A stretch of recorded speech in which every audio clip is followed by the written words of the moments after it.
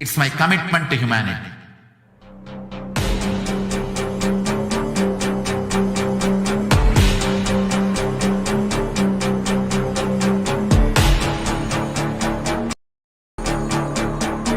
Just don't die within next 3 years.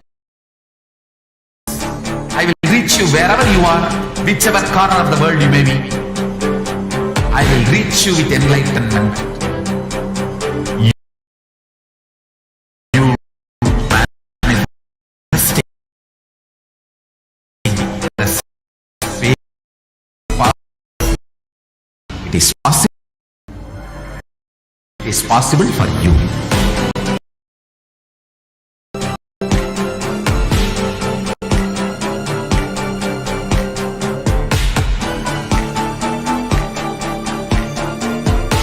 Shiva will reach you with enlightenment science.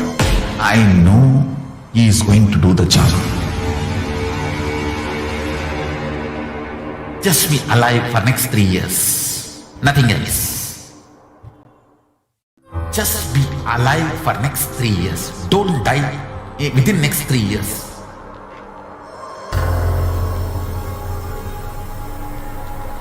Just don't die within next 3 years.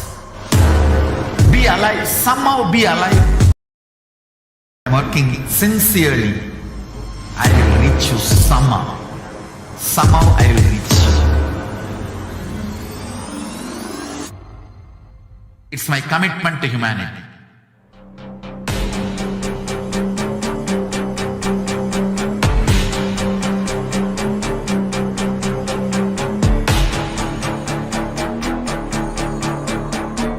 Just don't die within next 3 years. I will reach you wherever you are, whichever corner of the world you may be. I will reach you with enlightenment. You manifesting the space, state, powers, being, Parashakti. It is possible, and it is possible for you.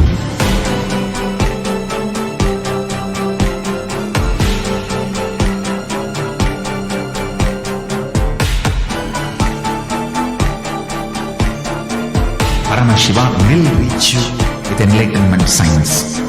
I know he is going to do the job.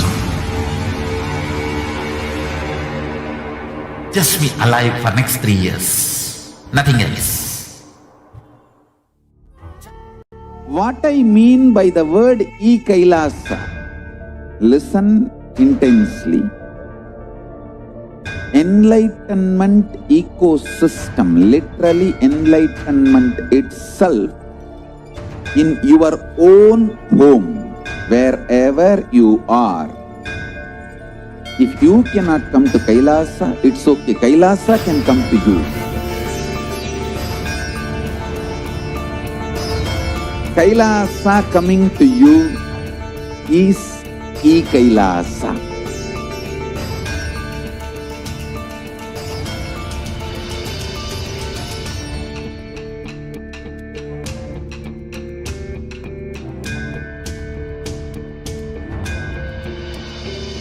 I will revive Hinduism. I am a Hindu revivalist, not by any revolution, but by evolution.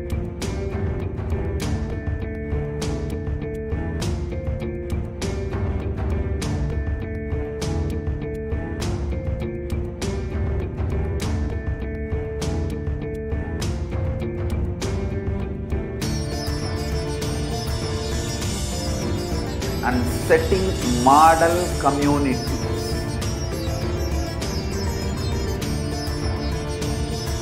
Kailasas, enlightenment ecosystems, Sarvanya Pitas all over the world.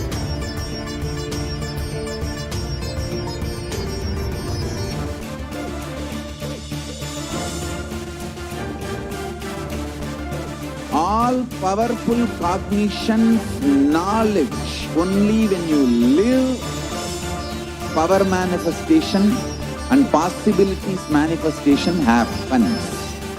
This is a fundamental truth.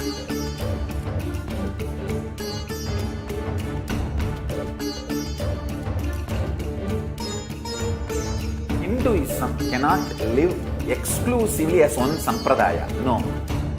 All sampradayas of Hinduism is an ecosystem.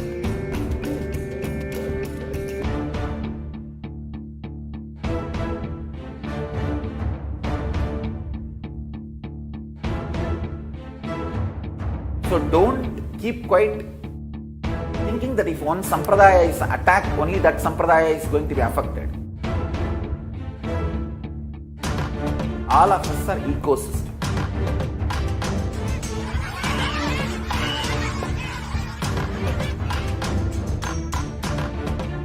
I invite all of you to get involved and enjoy Hinduism by the principle of Dharmo Rakshati Rakshitaha. When you protect Dharma, Dharma protects you.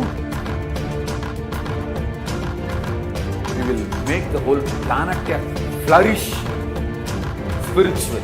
The spiritual prosperity will happen to the whole planet. We all have to coexist together.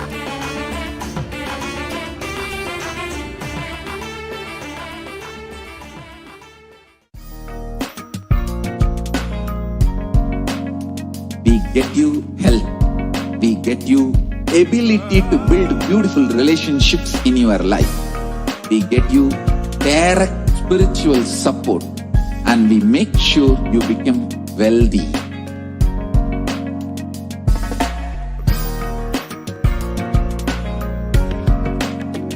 We won't stop giving you just good life.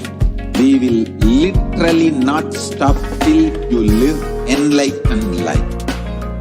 Manifesting the state of Paramashiva, space of Paramashiva, powers of Paramashiva, being of Paramashiva.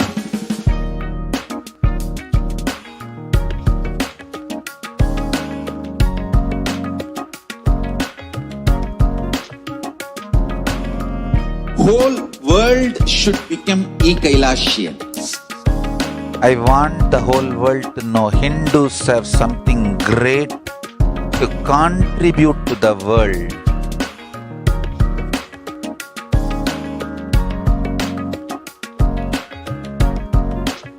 We have something great to contribute to the world. Let us do that.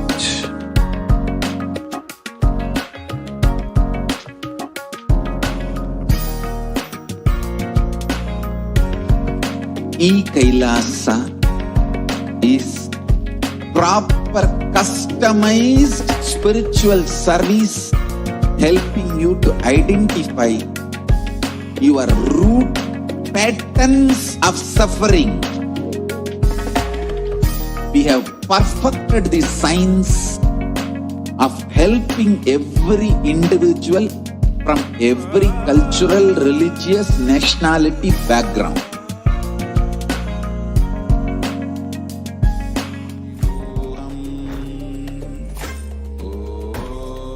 Nithyananda Paramashivoham.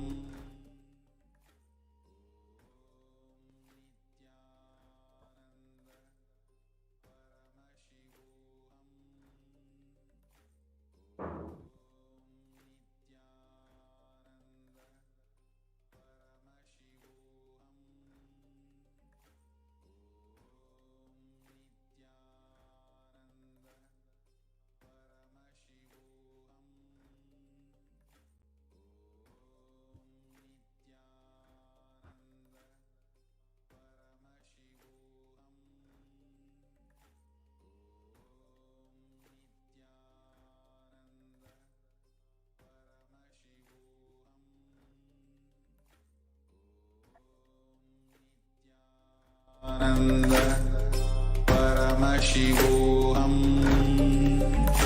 Om Nityananda Paramashivoham.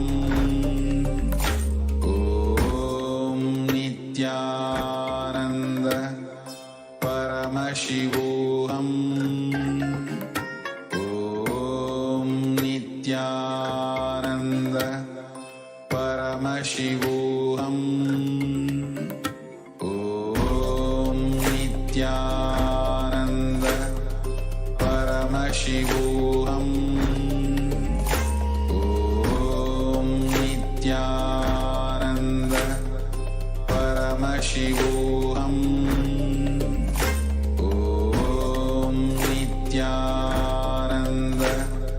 Paramashivoham. Om Nithyananda Paramashivoham. Om Nithyananda Paramashivoham. Om Nithyananda Paramashivoham. Om Nithyananda Paramashivoham. Om Nithyananda Paramashivoham. Om Nithyananda Paramashivoham.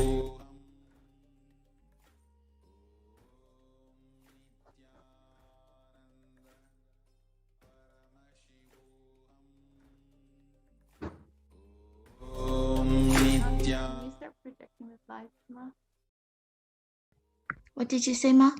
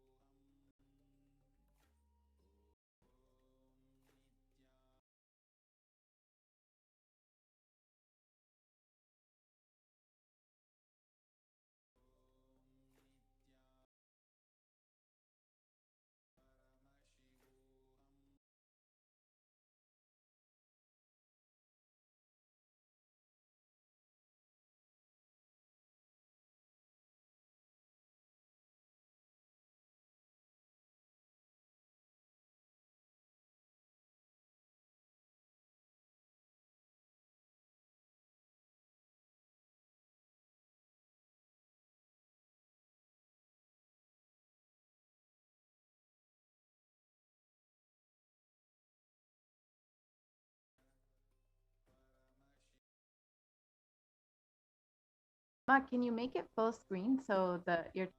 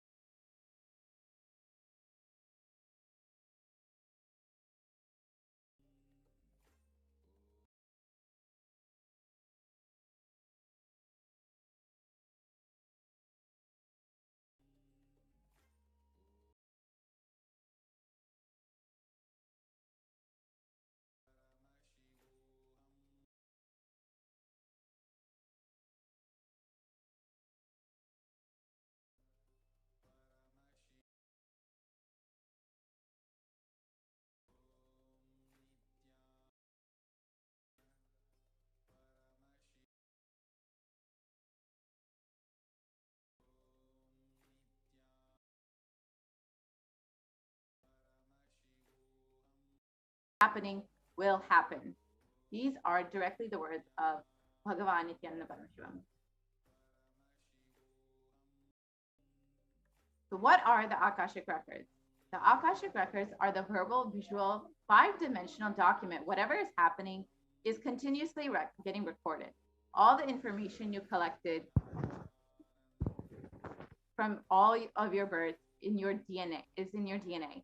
You can access some of them just to understand and not to waste the time doing the same actions again and again.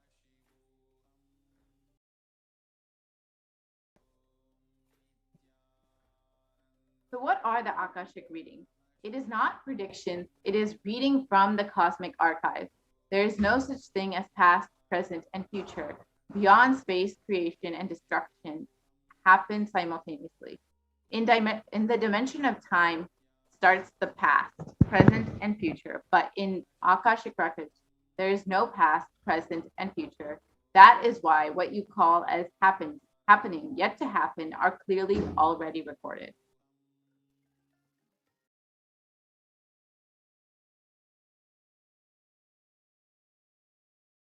what is an Akashic reading? In Swamiji's own words, nobody has a right to comment on these readings. Nobody has a right to manipulate these readings. Nobody has a right to comment these readings. They are complete unto themselves. For anybody to live in tune with the cosmos, the Jivan Mukti, living enlightenment, does not need any special practice other than listening to these great readings again and again. When you listen to these great readings, naturally, your negative logic is penetrated, broken, and these great truths settle in your inner space and they make you live enlightenment.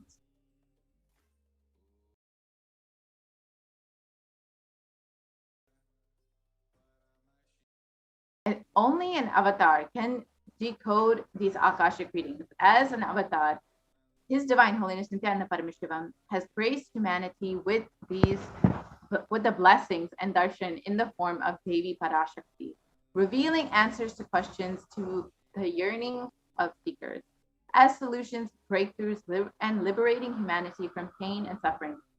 Any answer given by Devi Parashakti is not just an answer, but a karmic breakthrough for the receiver.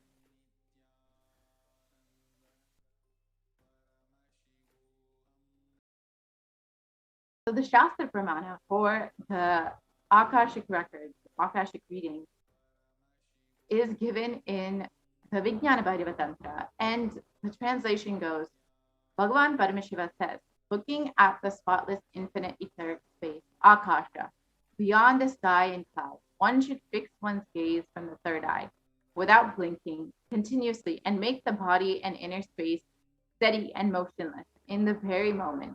O Devi, one attains the nature and powers of the infinite space in Bhairava. So these are the direct words of Bhagavan Paramashiva himself. In the Mahabharata, this is the Apta Pramana, the experience of the rishis, munis, and other avatars. In the Mahabharata, in the Hindu Purana Mahabharata, the story goes of the great sage Maitreya, who reveals the secrets to Vidura, the story of his birth in human form and reasons of all his suffering. Sage Maitreya accessed the Akashic records and told Vidura that he was not an ordinary man, but was in fact an incarnation of Yamaraj, the Lord of Death. He was to play the part of a so-called Shudra for 100 years, being cursed by Manduku Muni.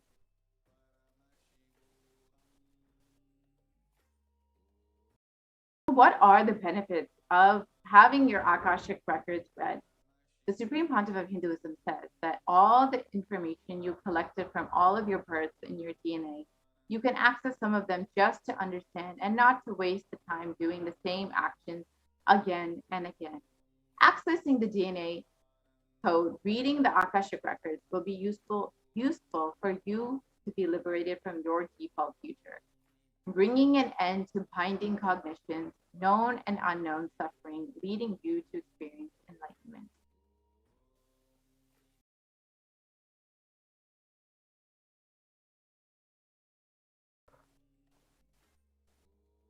Only an avatar can alter the Akashic records. So Upalisans can view the Akashic records. However, only an avatar can alter, edit, upgrade, and change the Akashic records.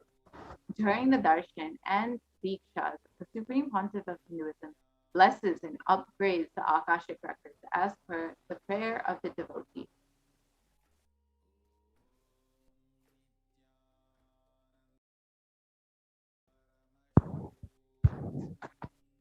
What can you ask in the Akashic records? The most accurate and unbiased answer to any question about your life, destiny, purpose, or any everyday part of your life. Be spiritually healed of physical and emotional problems with just a look or word. Understand the reasons behind your life's happenings and receive the blessings to fulfill your right desires. Get the clarity to redesign your future. So these are all the things you can attain and gain from the Akashic record.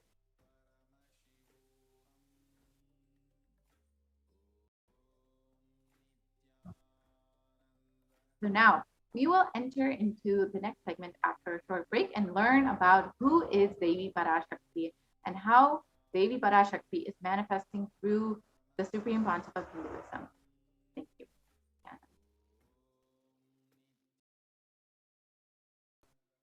There are some great spiritual sciences unique to Hinduism. Subtle, otherworldly, but definitive sign. Manifesting the cosmic beings in Archavatara, deities in Nijavatara, living incarnations is fasting. Understand? Priya Pada of Vedas and Agamas elaborately explain the whole science of making the cosmic beings manifest in Archavatara, deities and Nijavatara, living incarnations, both. During the Bhava Samadhi Darshan, literally those cosmic beings manifest through this body. Just like how they manifest in Archavatara, deity, they manifest in Nijavatara, Pratyakshavatara, and give you all the boons you ask, bless you. You see, each God is an independent intelligence to lead you to enlightenment.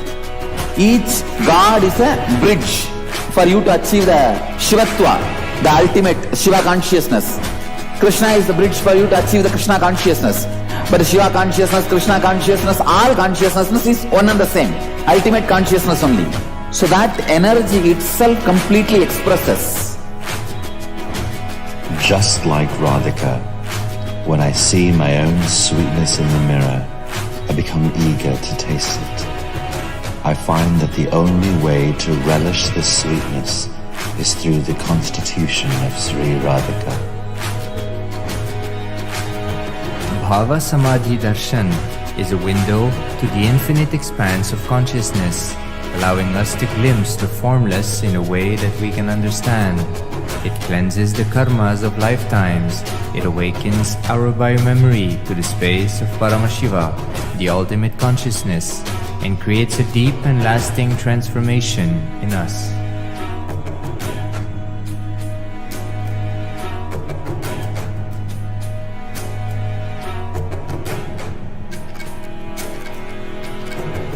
Now we will enter into the next segment where we will learn who is Devi Parashakti and who is the Divine Cosmic Mother.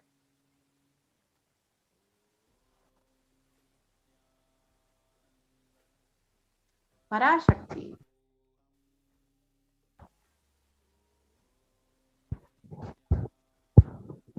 Devi, the ultimate pure feminine consciousness, the Cosmic Mother. She is the source Shakti. It is her cosmic womb, Brahmanda Yoni, from which billions and billions of universes come and go out. Source where the Big Bang and black hole go on. Parashakti is the main deity of the sacred feminine and the divine consort of Bhagavan Paramashiva, who is the primordial divinity of Hinduism.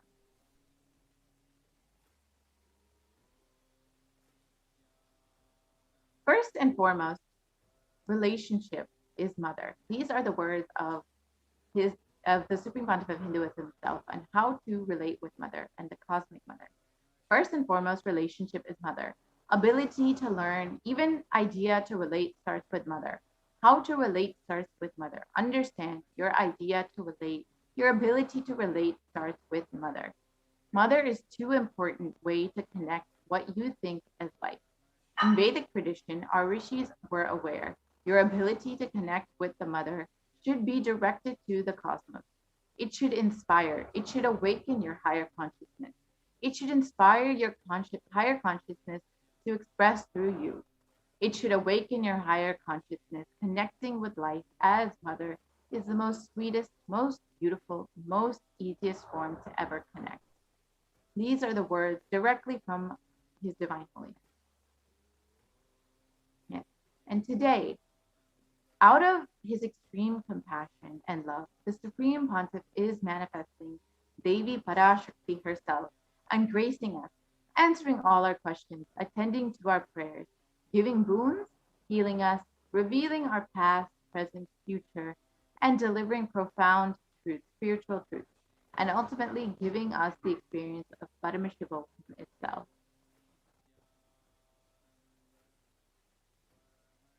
So what is Bhava Samadhi Darshan?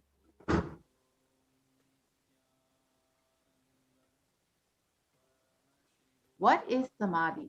Sama is one and Adi means source. So Samadhi means one with the source. Bhava means attitude and aspect. Bhava Samadhi means being one with the source through this aspect.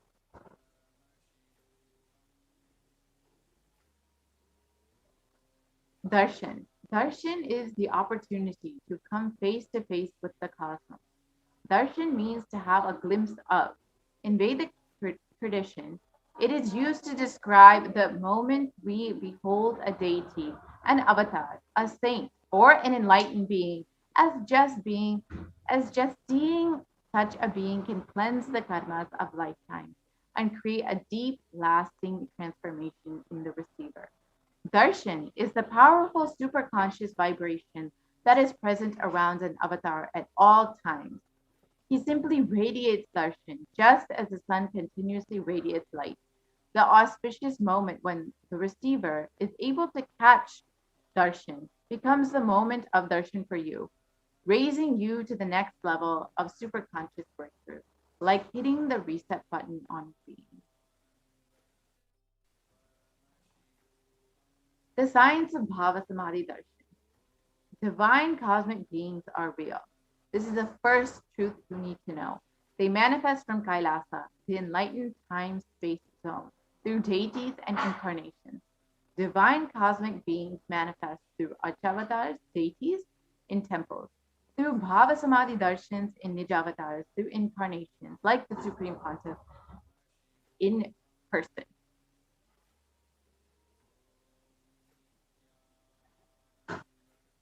Bhava Samadhi Darshan is the science of Nijavatara manifesting Paramashiva, this consciousness. It is where formless, the being of Paramashiva expresses through the Divya Sharira, the light body, and manifests as Nijavatara, the physical form, embodied form for us to experience Paramashiva.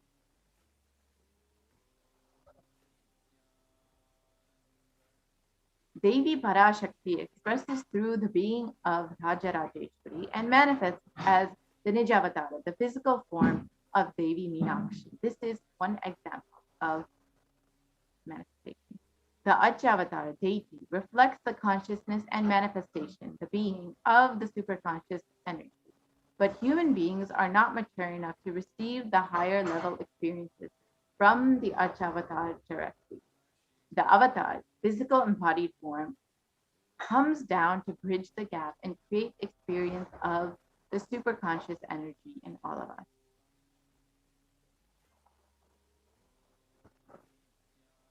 Bhava Samadhi Darshan awakens your Kundalini Shakti, which is the latent potential energy in every human being. This influx of superconscious energy visibly slows down the aging process and improves immunity to disease. During darshan, the whole brain becomes active and alive, turning into superconductor of conscious energies that heal, empower, and transform our lives. During Bhava Samadhi darshan, our neurons mirror that of the avatar. Mirror neurons activate and process all the observed movements of or information of the avatar just by seeing. That is, the entire body can silently and without moving receive what is happening elsewhere through a process of direct observation, experiencing the superconscious energy radiated by the avatar.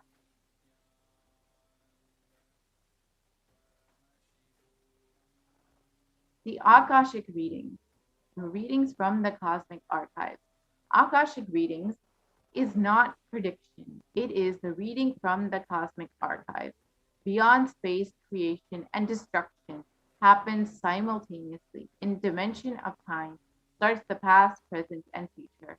Because Akashic records are stored in Akasha, the space dimension, there is no past, present, and future. That is why what you call as happened happening yet to happen are clearly already recorded.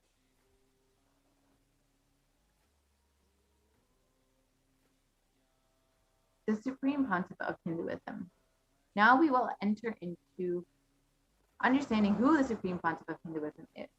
The Supreme Pontiff of Hinduism, Jagat Guru Mahasannidhan, His Divine Holiness, Bhagavan Nithyananda Parameshwaram, is the reviver of Kailasa, a macrocosmic, ancient, enlightened Hindu civilizational nation. The Supreme Pontiff of Hinduism is the 1008th incarnation of Parameshwara, as per Hinduism, recognized by his predecessors, who are enlightened masters and adepts. The Supreme Pontiff has made the science of power manifestation, yoga, and temple-based universities a lifestyle for humanity. The Supreme Pontiff of Hinduism is ordained as the 233rd Guru Mahasannidhanam Pontiff of the Kanchi Kailasa Sadvijnapita, He is the incumbent emperor of Surivamshi Surangi Samrajyam and the present 293rd Jagat Guru Mahasannidhanam Pontiff of Kailasonata Shamala Pita Sadvijnapita, present Mahamandaleshwar Supreme Spiritual Head of the Mahanirvani Akasha, the largest apex monastic order. The Supreme Pontiff of Hinduism is the 1008 Acharya Mahamandaleshwar, the head of all spiritual leaders of the Atalakada, ancient apex body of Hinduism, and is the present 23rd Guru Mahasannidhana of Dharma Mukti Swargapura Swarnapita, and is elected as the Supreme Pontiff of Hinduism by all his contemporaries. The Supreme Pontiff of Hinduism is revered as the teacher of Hinduism, most prolific, most viewed, read, and watched, authored 300 books and 10,000 articles in 3 languages, English, Tamil, and Sanskrit, and translated into 50 languages with over 1,000 titles. Over 20 million copies of books and articles have been sold, read, and downloaded, and over 10,000 hours of discourses have been uploaded onto YouTube. Over 1 billion people have been enriched and through the digital platforms. And he is respected as a commentator of all sacred scriptures as Upanishads, Bhagavad Gita, Shiva Sutras, Brahma Sutras, Yoga Sutras, Ashtavakra Gita, and Jain Sutras, and many, many more. The Supreme Pontiff of Hinduism is honored as leader of Hinduism, the most awarded internationally recognized Hindu leader, and is the reviver of 108 ancient Hindu sampradayas, including the Rudrakanyas, Rudras, Rishis, Rishtikas, Bhairavas, Bhairavis, and Sanyas. And he has established the largest Hindu university, Kailasa's Nithyananda University, in the world with satellite campuses in over 150 countries. And he is the establisher of 1,000 plus Kailasa Enlightenment ecosystems and founder and reviver of over 100 Satvika. He's a collector of the largest Hindu library with over 1 million books, 1 million palm leaf scriptures, and over 20 million digital books. So what is the science of Diksha? The Sanskrit word Diksha is derived from da, to give, and ksha, to destroy ignorance. It loosely translates as initiation. Diksha is the direct transfer of spiritual energy by an avatar through a look, a word, or touch, which destroys ignorance of the initiate or disciple. Initiation triggers the possibility to create new grooves and neurological pathways in the brain and can even alter gene expression. We can go on to the next slide, please. Oh, look!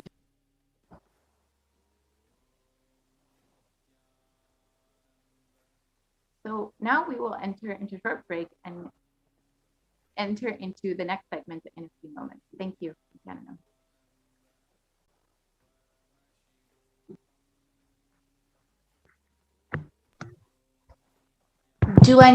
I need to go to the next one. Just one moment.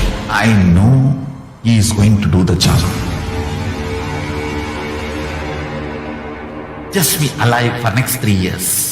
Nothing else. Om Nithyananda Parashakti.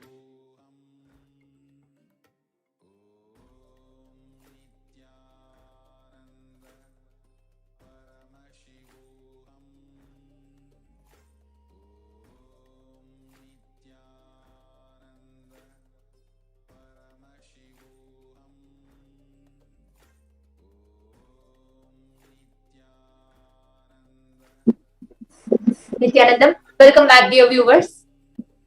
So far, all of us have seen about who is Devi Parashakti, what is Akasha reading, and what is the experience that one receives, benefits that one receives through Akashic reading.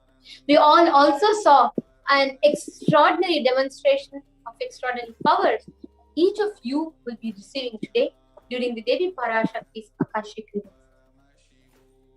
But now what we are going to be seeing is going to be something entertaining and something scientific.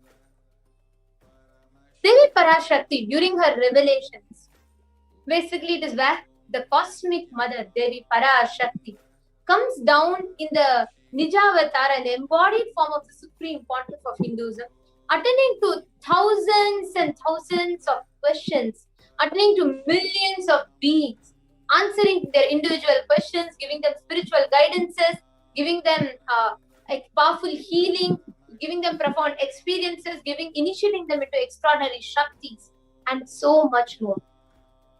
And during this Akashic reading, Devi Parashakti, Paramashakti, out of her extreme compassion for the humanity, also reveals to humanity of what is yet to unfold, the future that is yet to unfold.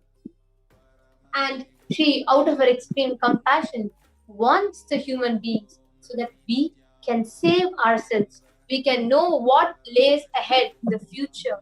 We can alter our present so the future can change too.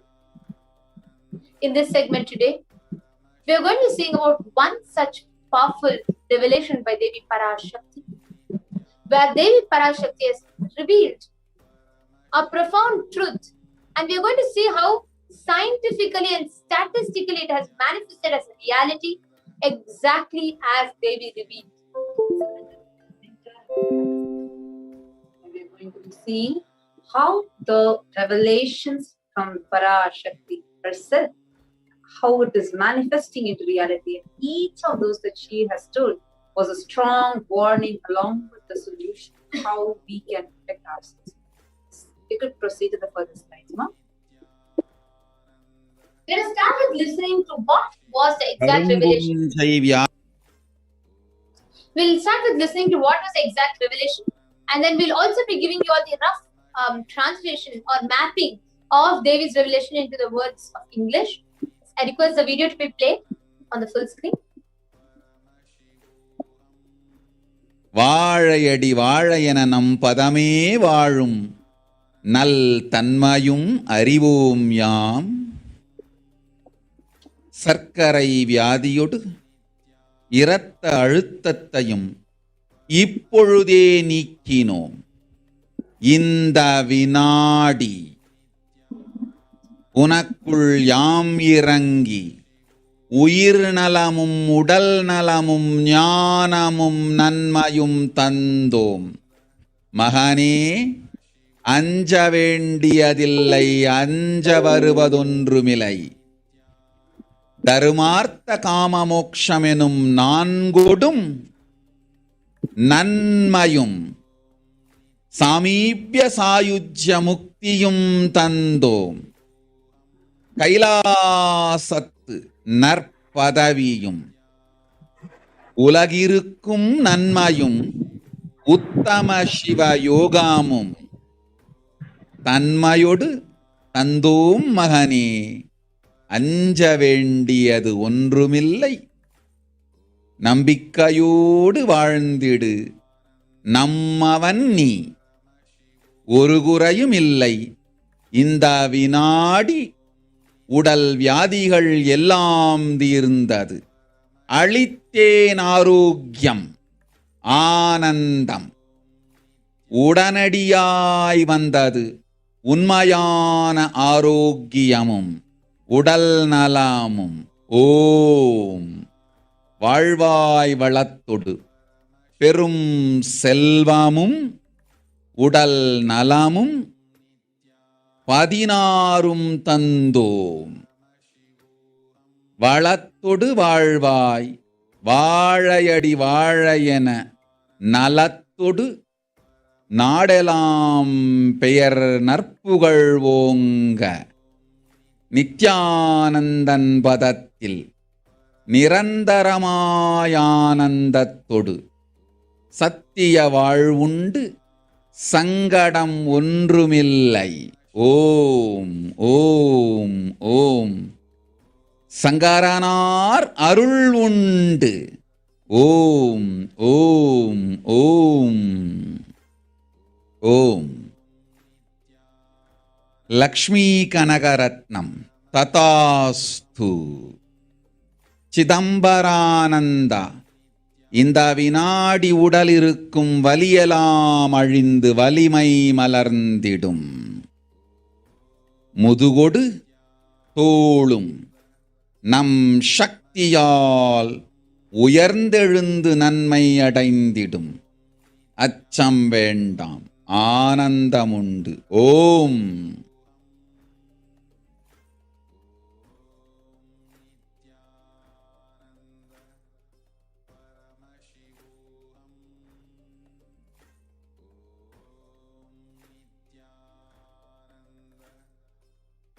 கரும்பூஞ்சை வியாதிக்கு வைத்தியம் கேட்கின்றாய், நன்றாய் தெரிந்து கொள். கரும்பூஞ்சை வியாதி நுரையீரல் மட்டுமல்லாது மூளையையும் நசுக்கி மனிதனை ஜடமாக்கி மரணத்திற்குள் தள்ளும் உயிரியல் ஆயுதம். மனிதர்கள் மீது நடத்தப்படும் உயிரியல் போர் இது. நவபாஷாணத்தின் மீது பொழியப்பட்ட நீரும் மஞ்சளும் பாலும் வேம்பு ரசமுமே இதற்கு மருந்து. அதை அருந்தி உடலிலே அதை ஊற்றி நீராடி இருந்தவர்க்கு காவல் அம்பிகையின் சக்தி.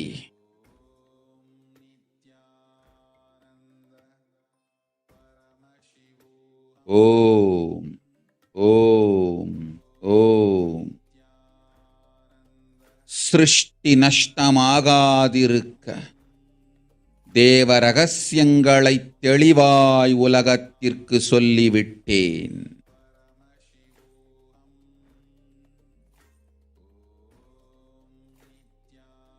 இந்த ரகசியங்கள் எல்லாம் உலகத்திற்கு நாம் நித்யானந்தன் வடிவு கொண்டு சொல்லும் பொழுது எதிரிகள் பெருங்கோபத்தொடு நித்யானந்தன் திருவுருவை அழித்திடாமல் இருந்திடவே அவன் திருவுருவை கைலாயத்திற்கு கொண்டு வந்து பாதுகாப்பாக்கிக் கொண்டு பிறகு இந்த உண்மையெல்லாம் உலகத்திற்கு சொல்லுகின்றேன். அன்னை பராசக்தியும் கூட உண்மைகளை உலகிற்கு சொல்லும் முன் தற்காப்பு செய்து கொள்ள வேண்டிய அளவிற்கு மனிதர்களின் அரக்கத்தனமும் அட்டூழியமும் உலகத்தில் அரண்டு ஆடுகின்றது.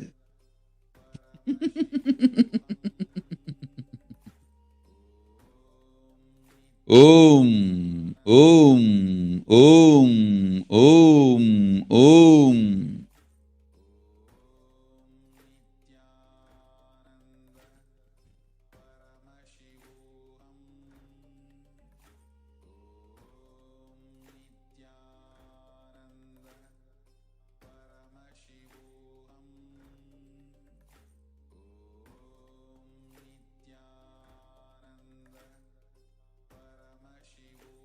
what Devi revealed This was happened on 19th May 2021. Devi just revealed a powerful truth about the black fungus virus. When someone asked the remedy for black fungus, now we will be reading Devi's revelation mapped into the language of English. Devi told that she is answering. So when one of the viewers asked the question, Devi Parashakti revealed thus about the black fungus as the answer. You are asking remedy for black fungal disease. Know properly, black fungal disease, not only it will affect lungs, it will smash the brain also. It is the bio weapon that makes humans as a lifeless matter and push them to death. The demonishness and atrocities of humans is dancing in the world that even Mother Parashakti needs to do self-protection before telling the truths to the world.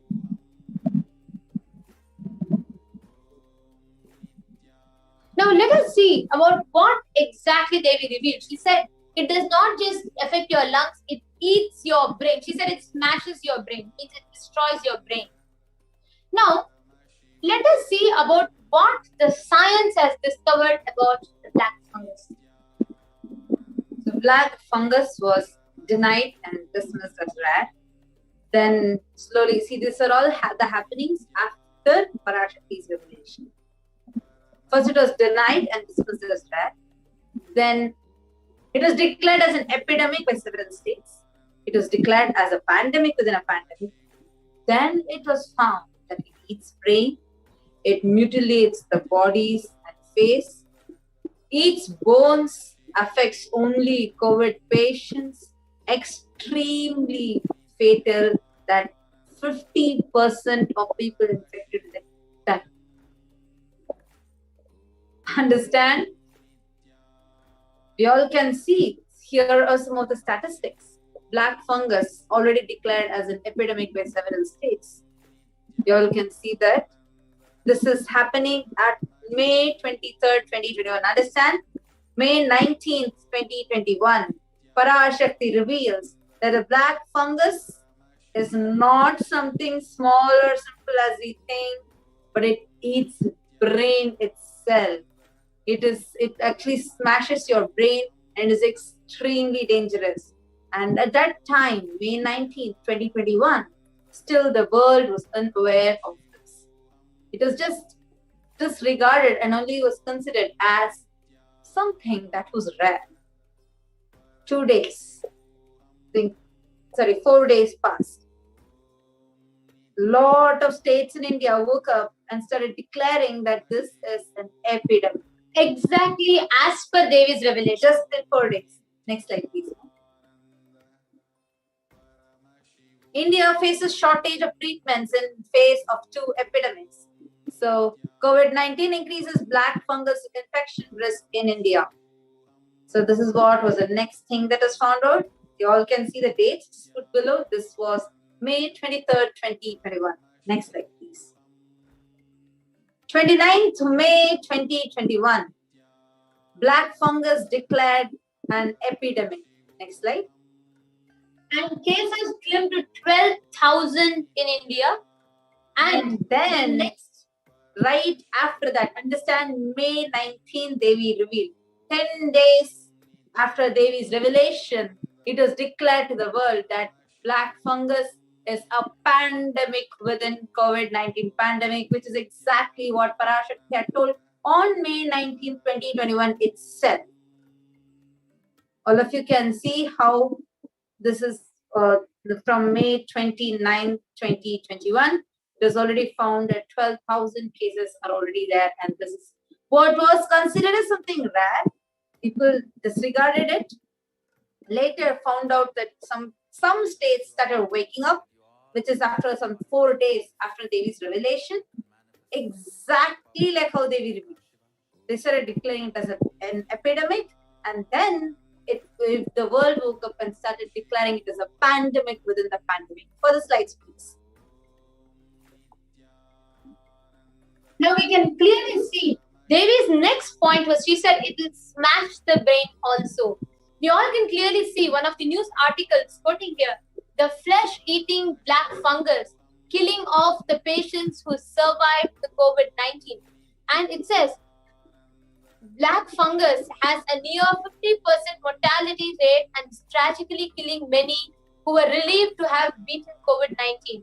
The infection can eat through skin, soft tissue, or even bone as it attacks the brain Wow. or other critical organs. Please listen, Actually- because everybody note this point. Just 10 days before this news was released, Devi, when the whole black fungus was still being dismissed, Devi Parashakti not just told how deadly it is, she clearly told it's a bio weapon, and she said it will smash the brain of people, make them brain dead, and kill their life And itself. actually, Devi also tells that it literally, actually, when Devi revealed about the Kirimi Bhojanam, Devi says that how the hell is out, the Kirimi Bhojanam hell is out, and those the pathogens, the viruses that have come out, and all this pathogens are going to eat away the humans. And that's happening. You all can see exactly. Devi said it will smash the brain also. It will eat you. It will kill the humans. This is when, May 19th, when the world was still dismissing the existence of this black fungus, telling it is extremely rare. In 10 days, it was proved. The news is out. Flesh-eating black fungus killing off patients who survived COVID-19. Further slides, please. Davis said, human beings will die like rats and cats on the streets. It was established. Dead bodies floating in large quantity in Ganga. Authorities fudging numbers and underreporting. Dogs eating those dead bodies. Because dogs ate those dead bodies, they are dying. And poor human being eating those dogs and dead bodies because they don't have food and they are dying.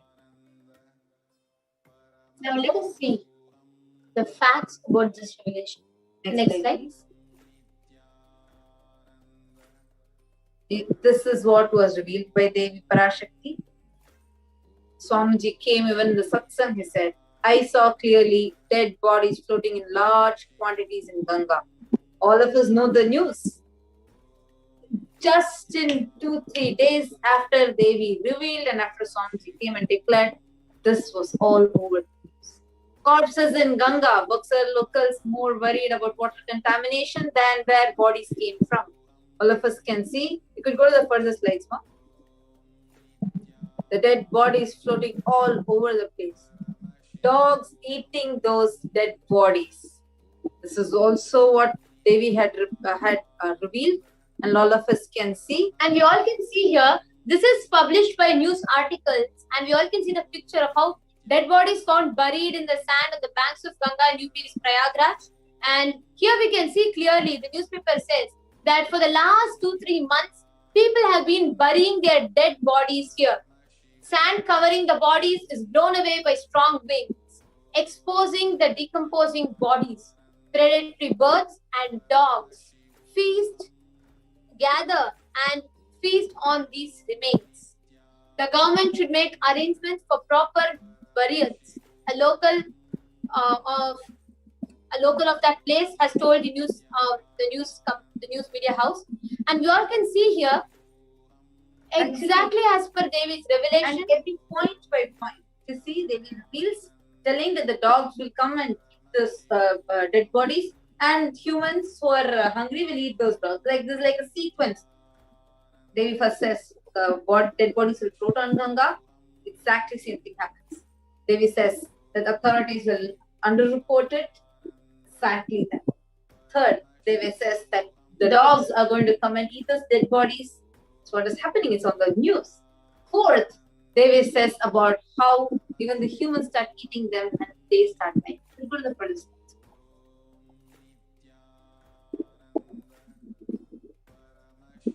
Next, the next point that Devi also told is human beings will die like rats and cats on the streets. Now, before we enter into this, I would just like to share something to the viewers. When Devi Parashakti reveals, these revelations come from extreme compassion and honesty. What all of us need to know, why we share this here, why we come and share with facts and science, is not for us to get terrorized, but for us to wake up that out of the supreme compassion, the cosmic mother is sitting and attending day in and day out and warning the humanity of what is the possible danger that lays ahead. The best thing that we can do when we see of what Devi is revealing is happening is reality is wake up to it and save your lives. Here we can see when Devi said human beings will die like rats and cats on the streets. We can see shocking, and the news says several dead bodies found floating in Ganga in Bihar, Yamuna in UP as COVID-19 cases surge. As India is really under a massive second wave of COVID-19 pandemic, the number of deaths has also increased. Such is a situation that the crematoriums and burial grounds are packed to the capacity, and people do not know where actually so many news media houses clearly are reporting, and we can see the pictures also continuously where they clearly say how the crematoriums are filled. They put bodies on bodies and burn, still it is filled, and there is no place for burials, and people bury dead bodies. You can see dead bodies lying on the banks of the river, dead bodies lying on the roadside, dead bodies floating in water. Such is the havoc that's wrecking India right now. Next slide. What each of us need to note is how clearly, exactly as per revelations, it's happening, and how we can wake up to it and save ourselves. Poor human beings eating those dogs' dead bodies, they don't have food and they are dying. This is what they will reveal, and here you see the 150 dead bodies which have been reported as COVID fatalities were dumped on the banks of the Ganges River. These COVID bodies will be washed down further and can be eaten by stray dogs, which will further spread coronavirus, the report added. Next slide, please. Us can see the same thing what they will reveal.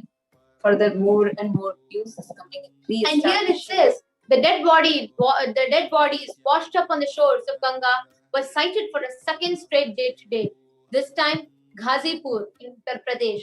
The spot is around 55 kilometers upriver from Bihar's Buxar, where more than 100 dead bodies, more than 100 dead bodies were found yesterday, evoking shock and anger. The Bihar authorities had argued that the corpses had floated down to Uttar Pradesh as their state has no tradition of consigning bodies to water.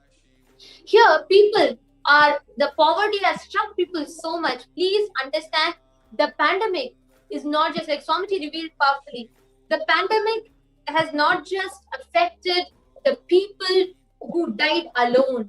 It has caused psychological damage, conscious damage in each and every person that's reading about it, listening to it, or directly or indirectly being affected by it.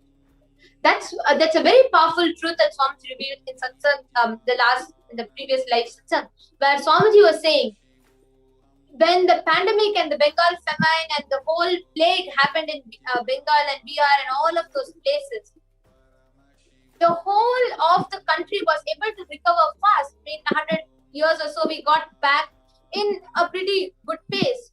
And Swamiji told, when people are giving a counter argument saying, when such a famine happened, such a thing happened, we were able to recover back. So this must also be we should be able to recover back. Swamiji made a very powerful statement, a very, very powerful revelation.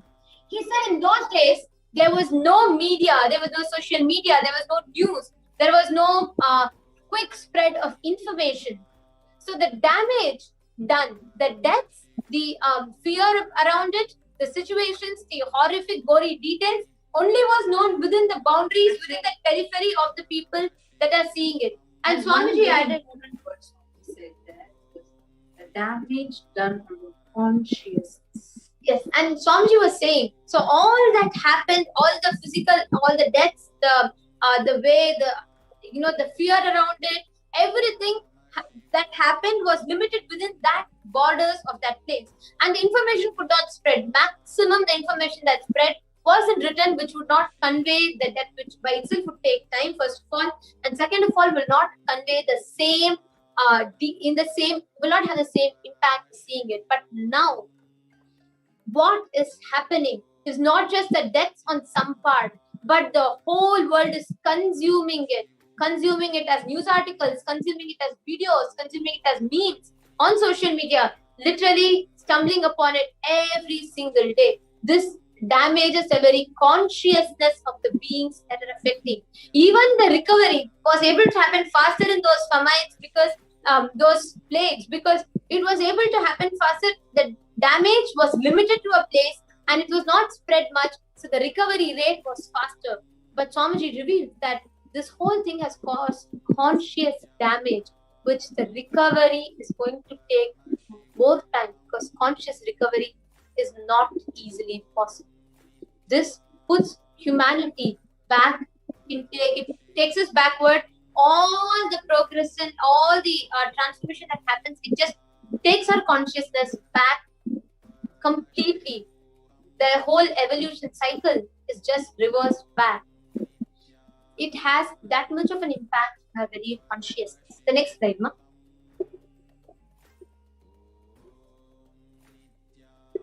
Again, they said that the authorities will downplay the number, and we can see how here's another news which says clearly reports downplaying number reporting 40. While there are hundreds of bodies which are there, the reports are underplaying it. And as we saw just some time before, we saw the news article had said clearly hundreds of dead bodies were washed. Here it's only downplaying it to 40.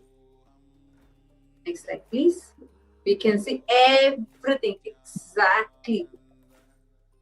Wow. India is dying, media is lying. This is a very powerful statement that Parashakti told and Swamiji told. So we can just see this news. In Kanpur, which is UP's one of the most populated states, 400 corpses were buried near Chereshwar Ghat. As per Dainik Bhaskar's report, the police covered the bodies with soil. Amid the pandemic, Unnao has become one of the largest crematoriums on riverbanks, with as many as 900 bodies were found buried on the banks of River Ganga. Bodies were buried near Shuklaganj and Buxar Ghats. As per the Dainik Bhaskar's report, human organs were seen at the site. In some instances, dogs were seen nibbling and lurking around the bodies. And we just saw earlier, the same report had said 40 dead bodies. Now the number is 400. And then 900 in the next cut. Exactly. They're clearly saying the Wow. Unnao, the whole place of Unnao has turned into a crematorium. And this is a report by Dainik Bhaskar, which is one of the biggest media houses there. And we can clearly see the previous article on the same case reported just 40. Here, this article, Dainik Bhaskar, is reporting 400 dead bodies. And you can see it in the picture. And you all can see how India is dying and media is lying. Next slide, please.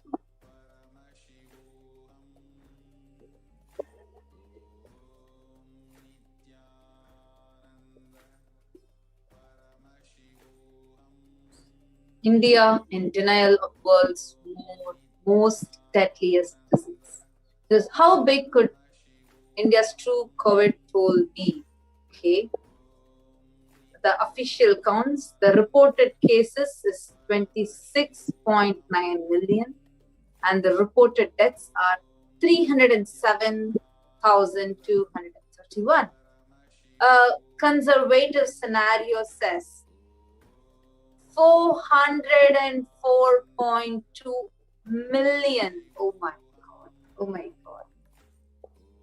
Even conservative scenario, just saying like on an average, the report, as without counting what just the media is reporting 26.9 million.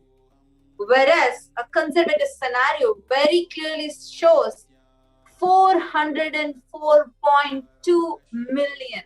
We are talking in billions. And the difference is huge.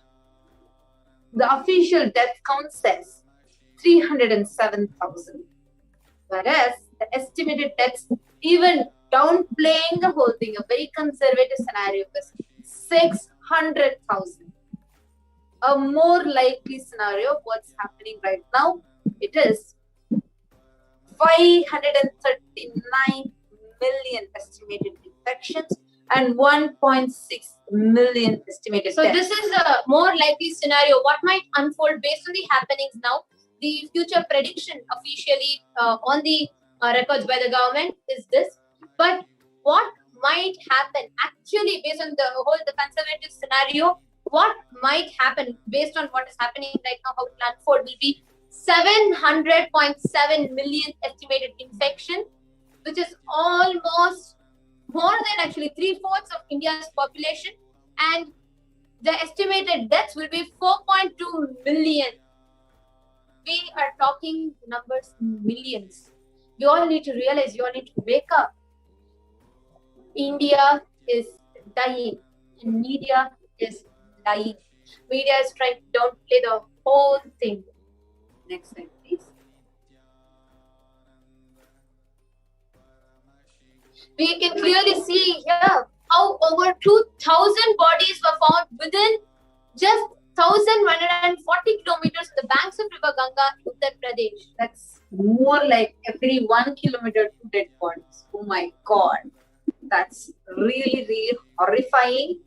And just imagine the mental state of the people that are coming and seeing it. Like, I actually watched a video where a priest who's going to have a bath in the River Ganga, and he says he goes down the cliff and freaks out seeing all of a sudden hundreds of dead bodies. Wherever he could see, it was only filled with dead bodies.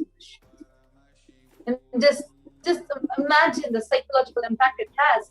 Right after that, the entire village is under very serious panic attack. People are panicking. People are afraid. People are like literally like choking, not knowing what can be happening to them, not knowing how much it can impact their lives, or whether it's like whether they can even go and drink water, because so many, understand, especially in a country like India, many people depend on the work for water. Like, so many people keep that as a source, and all of a sudden they see COVID dead bodies washing up to their shore, and they don't have access to that anymore. See the physical impact on them, see the psychological impact, conscious impact. This fear that is striking each of their inner space is something that is going to damage their conscious. Actually, that is something to know. Deaths can't be undone.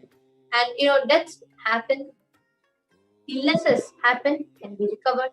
Physical damage might happen, to an extent can be reversible. But conscious damage is next to irreversible. It cannot be undone. It takes years and years and years of process, even by an avatar. And that is why Swamiji had revealed in the satsang, when even a brain is infected by COVID, the very neurology of the brain changes, such that even an avatar's initiation, the manifestation of Shaktis, everything will take like a great effort. Even for an avatar, it will be so difficult to make the brain, which is damaged due to the COVID pandemic, to make that to be able to enable that to handle the powers or any breakthroughs. Next slide, please. The New York Times says the actual figures are likely to be much higher, with more than half of Indian population infected by the virus. All of you can see how much, actually 136.64 crores of people have been affected by the virus. This is something like, my God, out of 1.36 billion, we have 700 million infected. All of us need to know, all of us need to wake up. India is dying. Media is lying. Nobody right now might be interested in saving your life because, like somebody said, half of them. There is a genuine group that's trying to protect, that's trying to do its best, but there's another group that's trying to use this situation to manipulate the society, manipulate humanity to gain for its vested interests. What we need to do now is to save our lives. The only way you can do it is to keep yourself protected in a place where nothing is expected and the only agenda, the only interest is your life, the protection of your life, the care of your life. Everybody that is watching this, if you want to take a step to protect your life, if you want to save yourself, this is high time you head to Adi Kailash.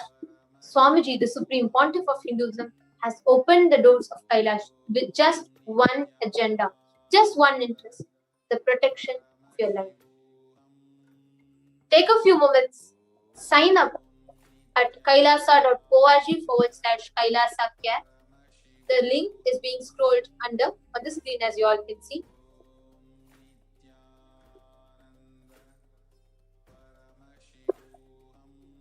I request each and every one of you to go ahead and kindly please sign up. If you want to save your life, take the step. The doors are open. Now it's time for you to step in. So every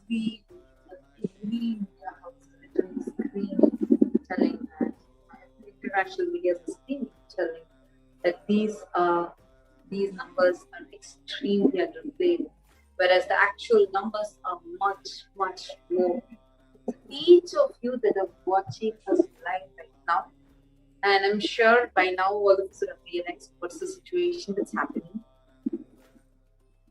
Now the Delta variants, Delta plus, it's extremely fatal.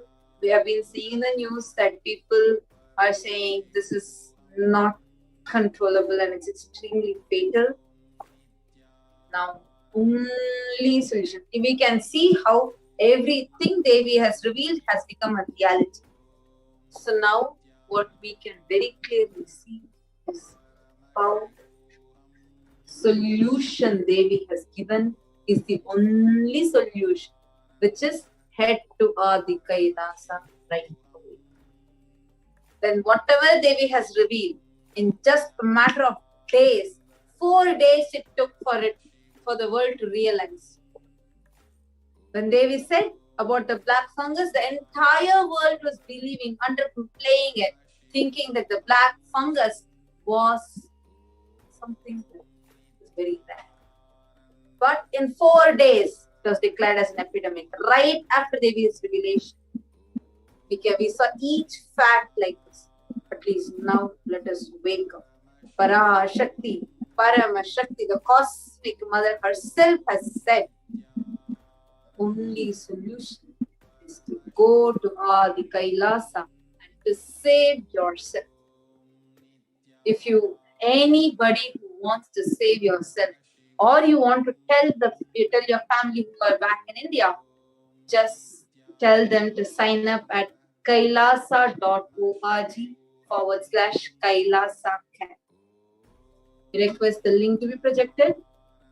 kailasa.org/Kailasa care. You all can sign up at this link and save yourself. With this, we have come to the conclusion of this segment and we'll be moving to the next segment after a short break.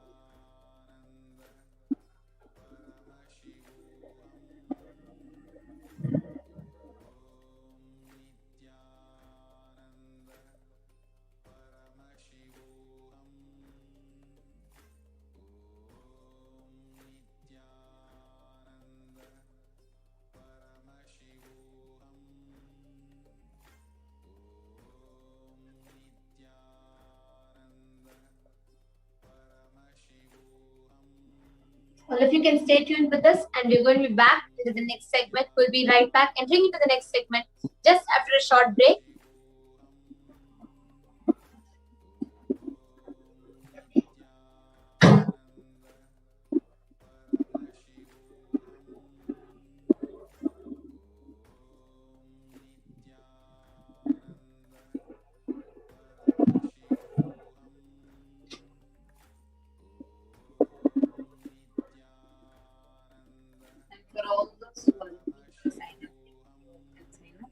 kailasa.org/Kailasa care.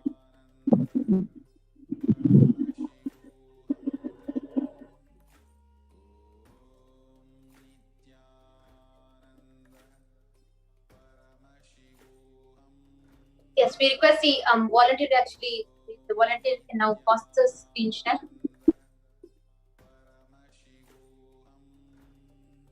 Could stop the screen share. Could stop the screen share.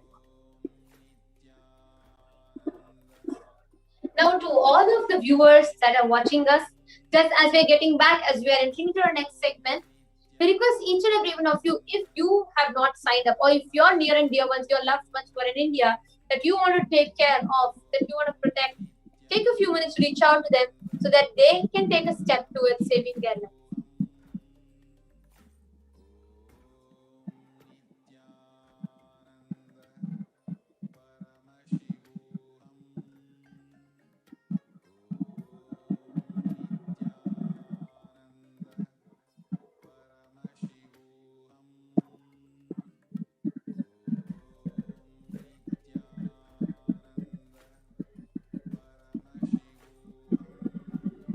Looks like there's a small difference. Meanwhile, they all can be asking us any questions that you have in the comment section. They're also saying Robert, Manke, Krishna Mudaliya, Dimitri Buanda, Krishna Rangarajan, and Kailasa Trinidad Tobago, Paul Newman, Sanjay Vicaria, Remedy Boy, Geo Krishnanlar, and Indian Associate of Educational Therapists. Welcome to all of you that are watching us live right now on the YouTube channel, Kailasa's SPH Nithyananda YouTube channel.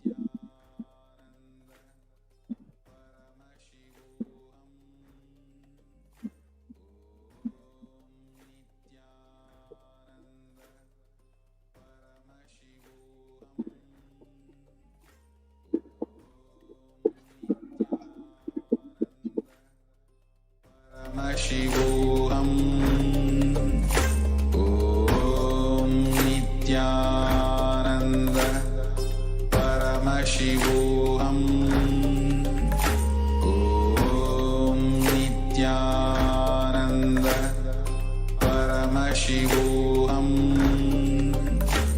Just be alive for next 3 years. Don't die within next 3 years.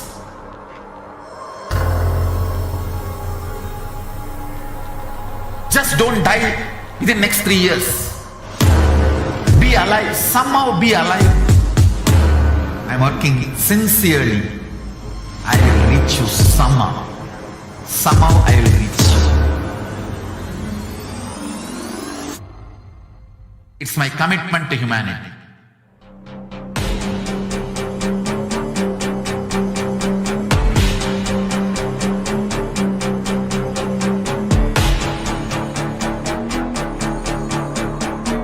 Just don't die within next 3 years. I will reach you wherever you are, whichever corner of the world you may be. I will reach you with enlightenment. You manifesting the space, state, powers, being, Paramaship. It is possible, and it is possible for you.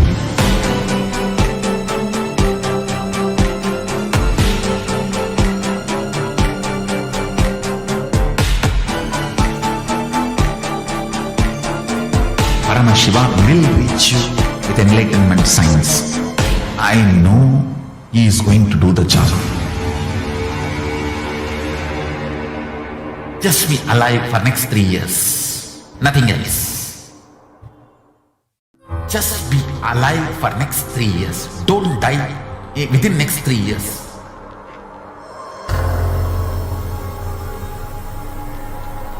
Just don't die within next 3 years. Be alive, somehow be alive. I'm working sincerely. I will reach you somehow. Somehow I will reach you. It's my commitment to humanity.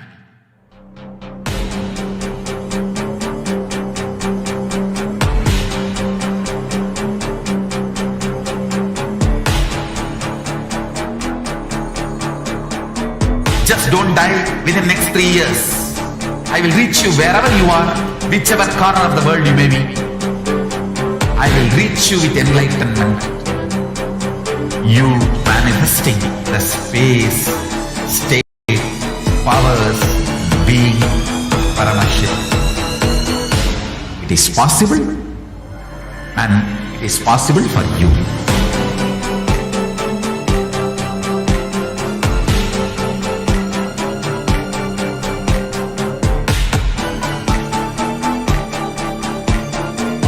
Paramashiva will reach you with enlightenment science.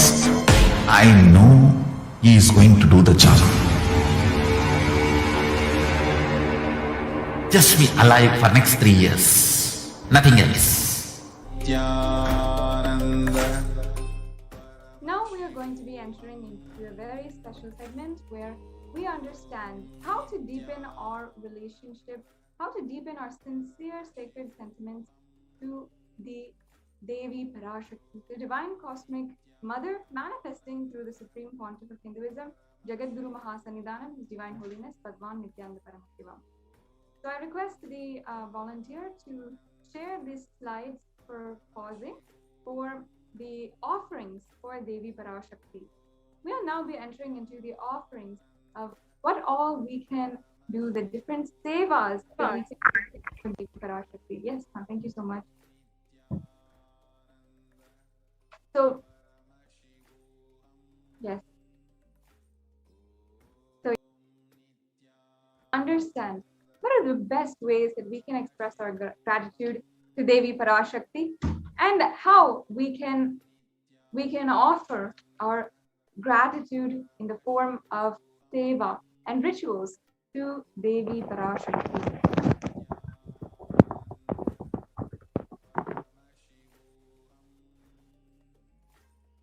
Yes, we can go on to the next slide. Thank you. Yes, thank you so much, ma'am. We'll go on to the next.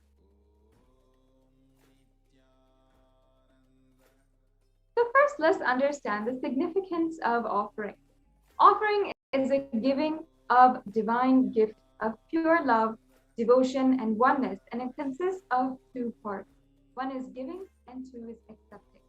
Only when divine accepts what one offers, the offering becomes complete.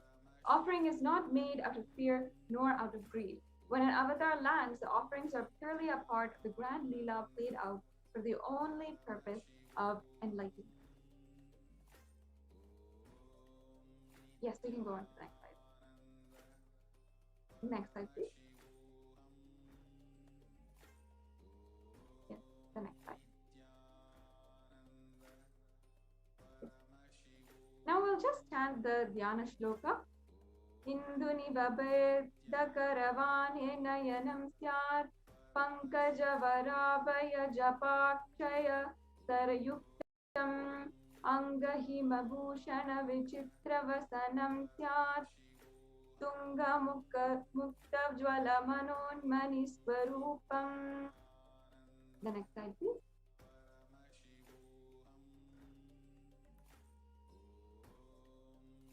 The English translation goes, moon-like face, holding the Vedas on hand, fire in eyes, with the lotus flower gracing and blessing the hands, one hand with the japamala, beautifully decorated with jeweled ornaments in the wonderful clothes and shining crown. Her name is Manonmani. The next slide, please. We'll chant the next Dhyana Shloka for Devi. Dhyaye Devim Trinetram Shashibhavardhanam Vedahastam Dadhanam Savye Padmam Varadamappare Shavayam Chakshamalam Divyer Bhare Nirvibhushitatanum Brahma Divihi Ujitam Devimeva Manonmanim Pratidhinam Kamartha Datrim Shubham. The next slide, please. The meaning of this. I meditate on Devi with 3 eyes glowing like a moon and holding the Vedas. Lotus and gracing with blessing and gracing hands. She is wearing beautiful ornaments and she is worshipped by Brahma and other many gods and showers auspicious boons for all actions every day. The next slide, please. Now, let us understand the significance of the divine element of gold. This reference is from the Atharva Veda, one of the 4 Vedas of Sanatana Hindu Dharma. The translation goes, triply born by birth is this gold. From the atoms of Agni is one, it becomes dearest to Agni. One fell away from Soma when it was hurt. One called the seed a virtuous and powerful Apaha, the water molecules. Let that triple gold be for your long life. Now understand that gold is a divine element. It purifies anything it touches. It is an element of spiritual significance and great spiritual power of healing and enlightening. And the vibrations of gold has the power to infuse sattva energy and positive thought currents in anyone who wears and anyone who sees or operates in its vicinity. And further, gold is present in all of the scriptures of the Agamas, Vedas, Shrutis, Smritis, the Itihasas, and the Puranas. In all the Hindu scriptures, it is abundant that gold is the most auspicious and purest metal which purifies the being. In the Hindu civilization, everything was built in gold, and rituals, fees were offered in gold bricks. When one is to be saved from life-threatening illnesses, gold was the offering to as a ritual fee. And gold is in abundance and used for weighing equivalent amounts of commodities, including cows. Kingdoms were built with huge doors of gold, and the streets would have huge columns and huge archways made of gold. And even the horses and the cows were all dressed in gold.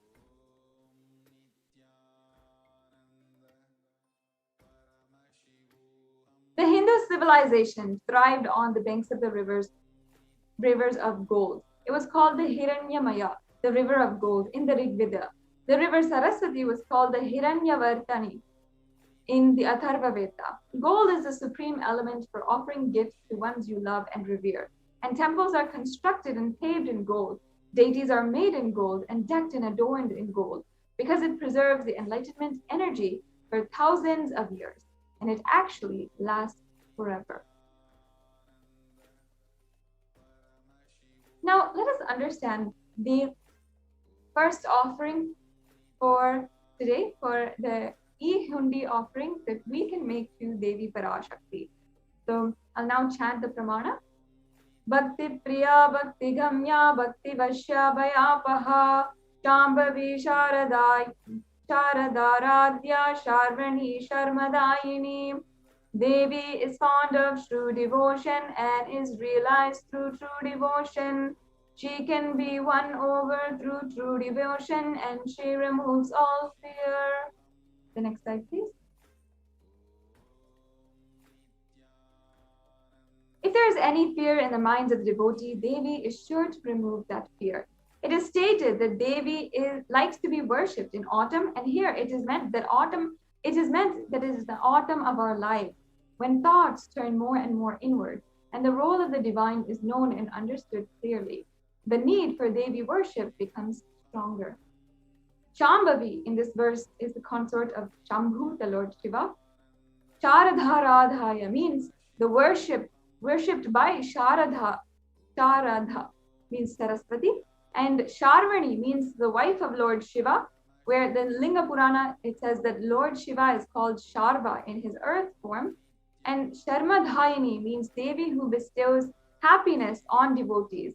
You can offer the Uihundi offering, to offer your gratitude and devotion to Devi Parashakti by offering your Kanika and your name. It shall be chanted during puja to Devi.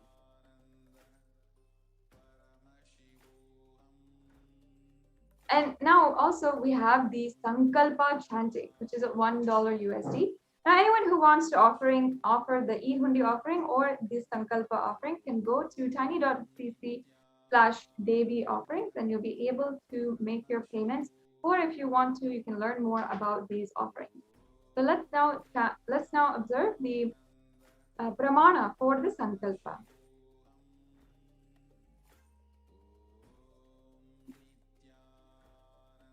Oh, can we go to the previous slide, please?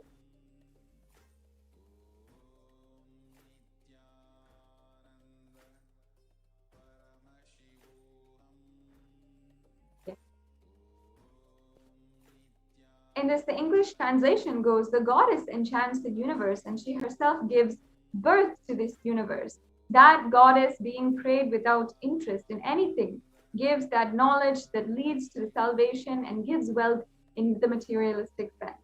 This is from the Devi Mahatmya from chapter 12, verse 34. And you can offer the Sankalpa, the conscious resolution, which blesses the person with offering of all fruition and all of the desires and wishes he is yearning for. The next slide, please.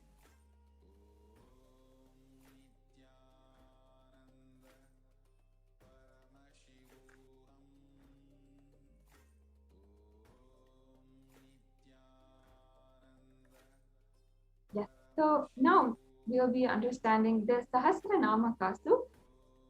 In the Lalita Sahasranama, in verse 731, Lalita is described as Nama Parayana Prita, which means she who loves the repetition of her name, of her various names. And this is the offering of 1008 names of Devi Parashakti. It's a very special and unique archana offered to Mahameru of Devi Parashakti. And you can offer a gold coin inscribed with 100 or 1008 names of Devi Parashakti and receive the blessings to have the Ananta Kalyana Guna, all the divine qualities of Devi Parashakti. Once again, this offering is for 75 USD and you can find it at, you can make your offering at tiny.cc/Devi offering. Yes. Now I'll be chanting the pramana for the next offering, the Mukta Anguti. Muktaharanala Satkar Kirita Ruchiram Purnendu Vaktam Prabham Chinjapura Kinkini Manidaram Padma Prabhava Suram Sarva Veda Palapradam Girisutam Vani Rama Sevitam Meenakshi Pranatosmi Santatamaham Karunyavaram Nidhim. I bow down to the goddess Meenakshi, whose crown and garlands of pearls and the face shining like the full moon. She wears the anklets that are studded with the gemstones and has small bells, who is shining like splendor of lotus, who grants all the wishes, the daughter of the mountain, who is worshipped by goddess Vani and Rama. I remain ever bowing to the goddess Meenakshi, the ocean of compassion. So you can offer the pearl finger, the pearl ring, and receive the blessings to be showered by the compassion and the pure love of Devi Parashakti in all your business endeavors. The next slide, please. And now we'll understand the offering to Devi Parashakti of this Varna Padma Pushpam, which is 600 USD. Now there are hundreds of scriptural references for using the lotus in the worship of Parashakti. Almost everything in the worship of the ultimate involves the consecration of deities, of the worship of meditating on, or the mudras and asanas used during the worship, which involves the lotus flower, the lotus petals, the pericarp, and the lotus leaf. And the lotus is considered a divine flower. Shakti is Paramashiva and is also considered a lotus and called a lotus. The base of the Paramashiva linga is also a lotus. The disciple of Paramashiva is considered as a lotus who is about to bloom. So you can offer the gold lotus in any size you wish and be blessed to have the state, space, and powers and being of Devi in your inner space amidst every adversity of your life.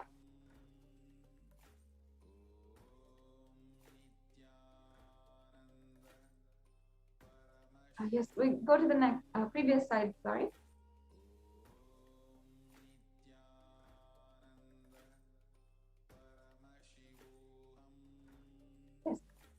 we'll understand the pramana for the Swarna Metti, which is the gold toe ring offering to Devi Parashakti.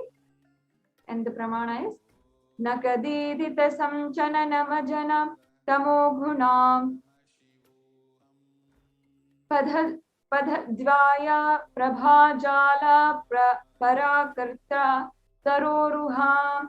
You whose brightness from toenails destroy the darkness of ignorance, from the minds of your devotees who prostrate at your feet.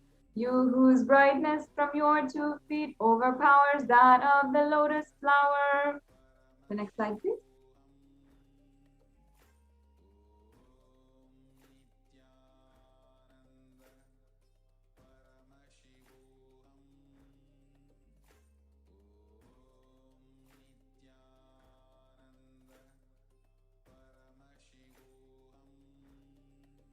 Yes, and Swarna Metti, which you can offer for 750 USD, the offering of the golden toe ring to Devi Parashakti, adorning her sacred feet, to be in constant gratitude, receiving her blessings in the life, to face the most difficult aspects of our life. The next slide, please.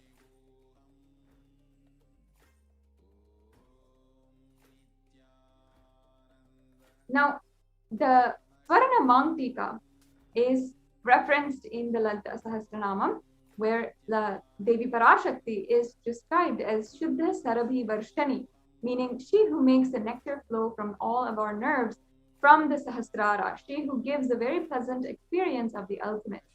And the Mangtika represents the nectar flowing from the Sahasrara chakra, which is fully open. The next slide, please. And we also have the offering of the Pratyaksha Pada Puja.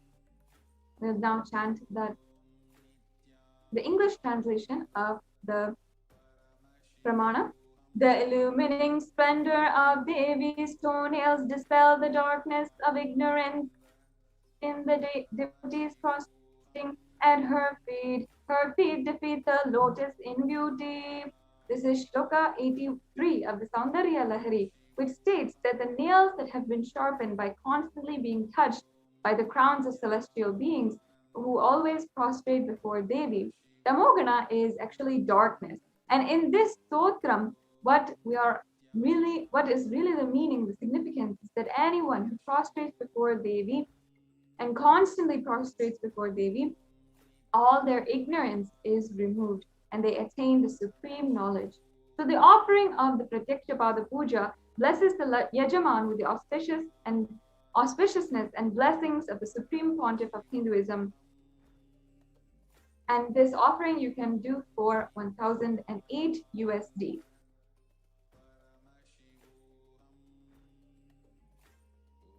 Yes, so now we have a table for you to see all of the summary of the offerings to Devi Parashakti, which you can do.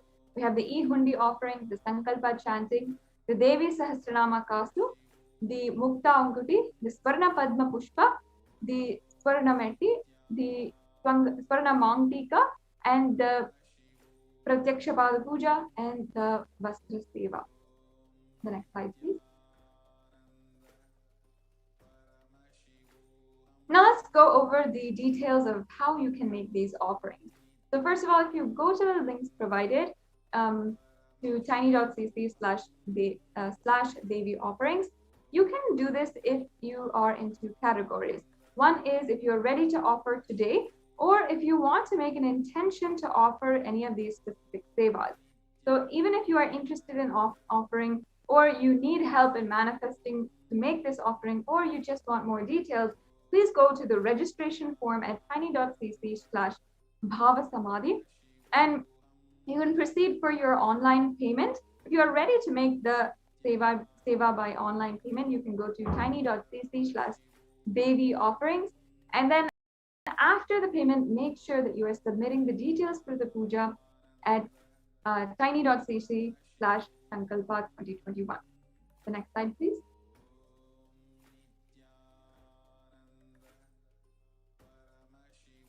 Okay, so this comes to a conclusion of the segment where we'll be able to get all of the offerings of and understand all of the offerings for the Devi Parashakti Akashic reading and how we can deepen our relationship with Parashakti. So now we will move on to the next segments in today's program and be right back with you after a very quick break.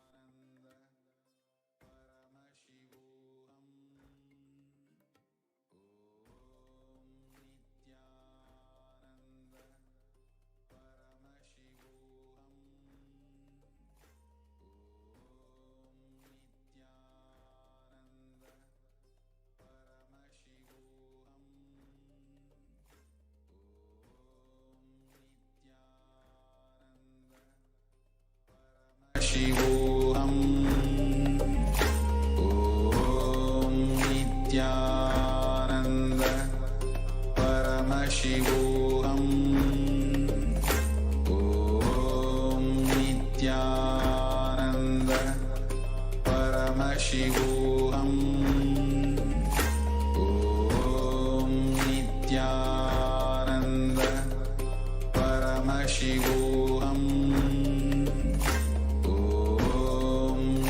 Nityanand परमशिवोऽहम्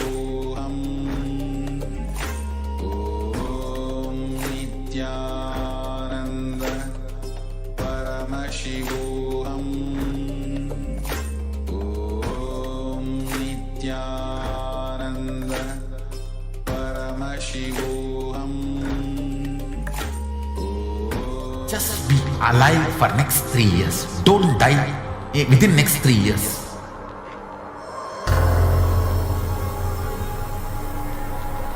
Just don't die within next 3 years. Be alive. Somehow be alive. I'm working sincerely. I will reach you somehow. Somehow I will reach you. It's my commitment to humanity.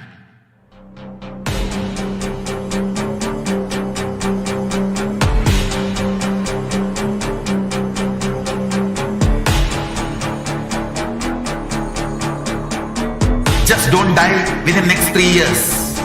I will reach you wherever you are, whichever corner of the world you may be. I will reach you with enlightenment.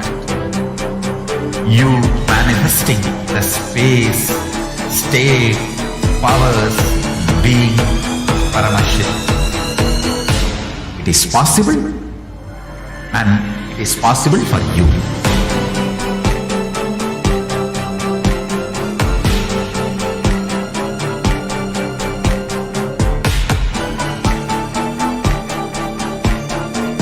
Paramashiva will reach you with enlightenment science.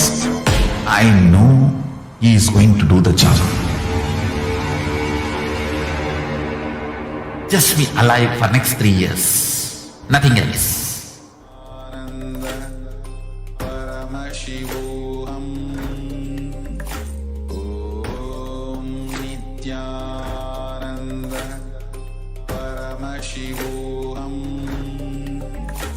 ॐ नित्यानन्द परमशिवोऽहम् ॐ नित्यानन्द परमशिवोऽहम् ॐ नित्यानन्द परमशिवोऽहम् ॐ You will have lowest reactionary assumptions, highest awakened response, alive response for life continuously.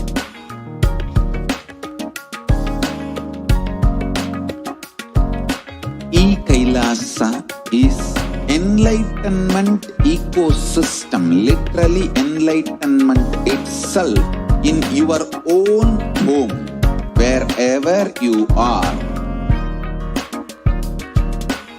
Proper for customized spiritual service, helping you to complete with your life negativity, withdrawal from life, self-hatred, self-denial, self-doubt, so much of tiredness, laziness.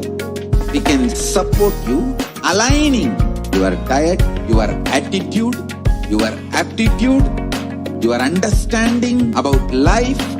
We can help you with everything.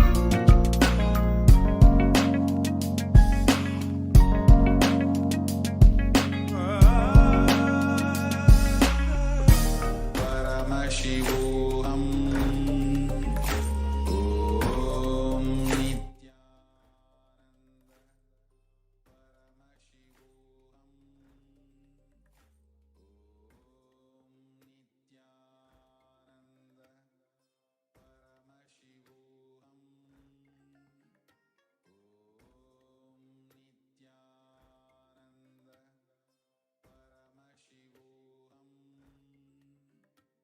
Om Nithyananda. Om Nithyananda.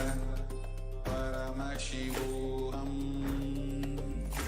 Om Nithyananda. Paramashivoham. Om Nithyananda.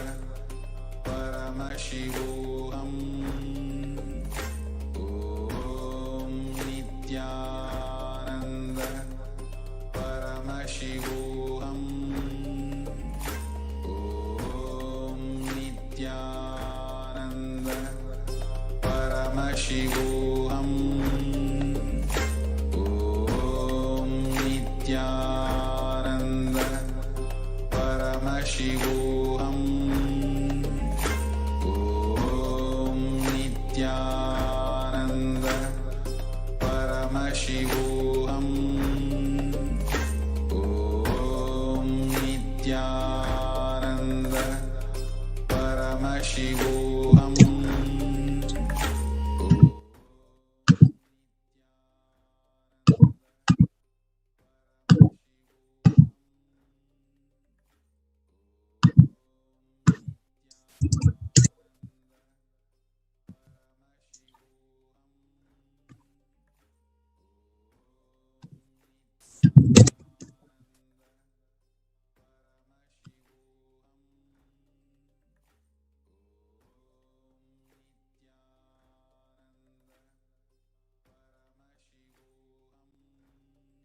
Nithyanandam.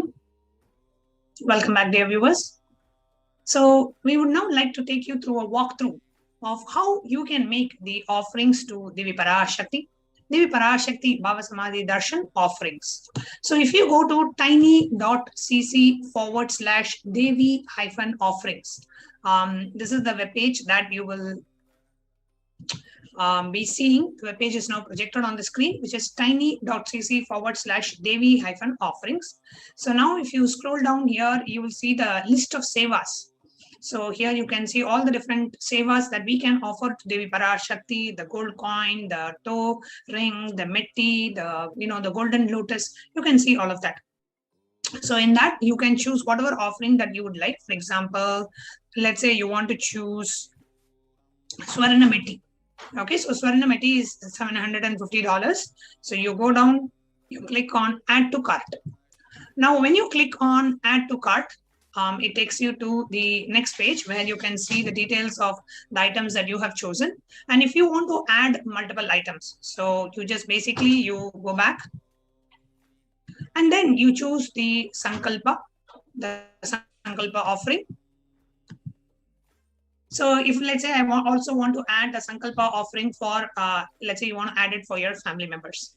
Okay, so you add the Sankalpa offering and then you choose in the quantity you can choose. Let's say if you want to add it to 5 of your family members, choose 5 and click on add to cart. Now, as you click on add to cart, it takes you to the next page and then you can see the Swarna metti offering and the Sankalpa offering. Scroll down and you click on proceed to checkout. Now, as you click on proceed to checkout, it takes you to the next page where you can enter your billing details, you can enter your credit card details, and you can enter the basically your address and your credit card details. And then you come down, you click on I have read and agree to the website terms and conditions. And on the right side, you click on place order. Okay, so you click on place order, it goes ahead and that's the, you can go ahead and make the offering. Now, this is the first step of making an offering. Now, the second step of making an offering. So the first step is you go to tiny.cc/Devi-offerings. Then the second step that you have for making an offering is you go to tiny.cc/Sankalpa 2021. Now, what is this form? This is the second step of the offering process where you give the names of your family members whom you want to be added in the Sankalpa mantra. So you go to tiny.cc/Sankalpa 2021 and then you come here and you click on next.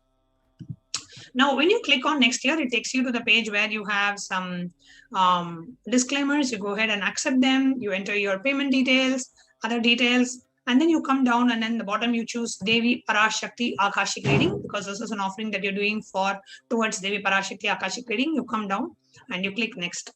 Now in the next page, you go ahead and you enter your details. You go ahead and enter your what is the offering that you're choosing to offer? What is the offering that you're paid for?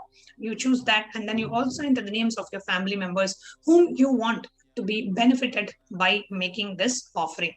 So you click on next and go ahead and fill the form. Then the last way, one of the other ways you can make your offering, or you want to do the Guru Dakshina, or you want to make the e-hundi offering, where you are making this offering out of your gratitude to Devi Parashakti, out of your gratitude to the Supreme Pontiff of Hinduism. So you go ahead and go to YouTube Live. Now in the YouTube Live, on the right side of the YouTube Live screen, you will actually see a live chat option.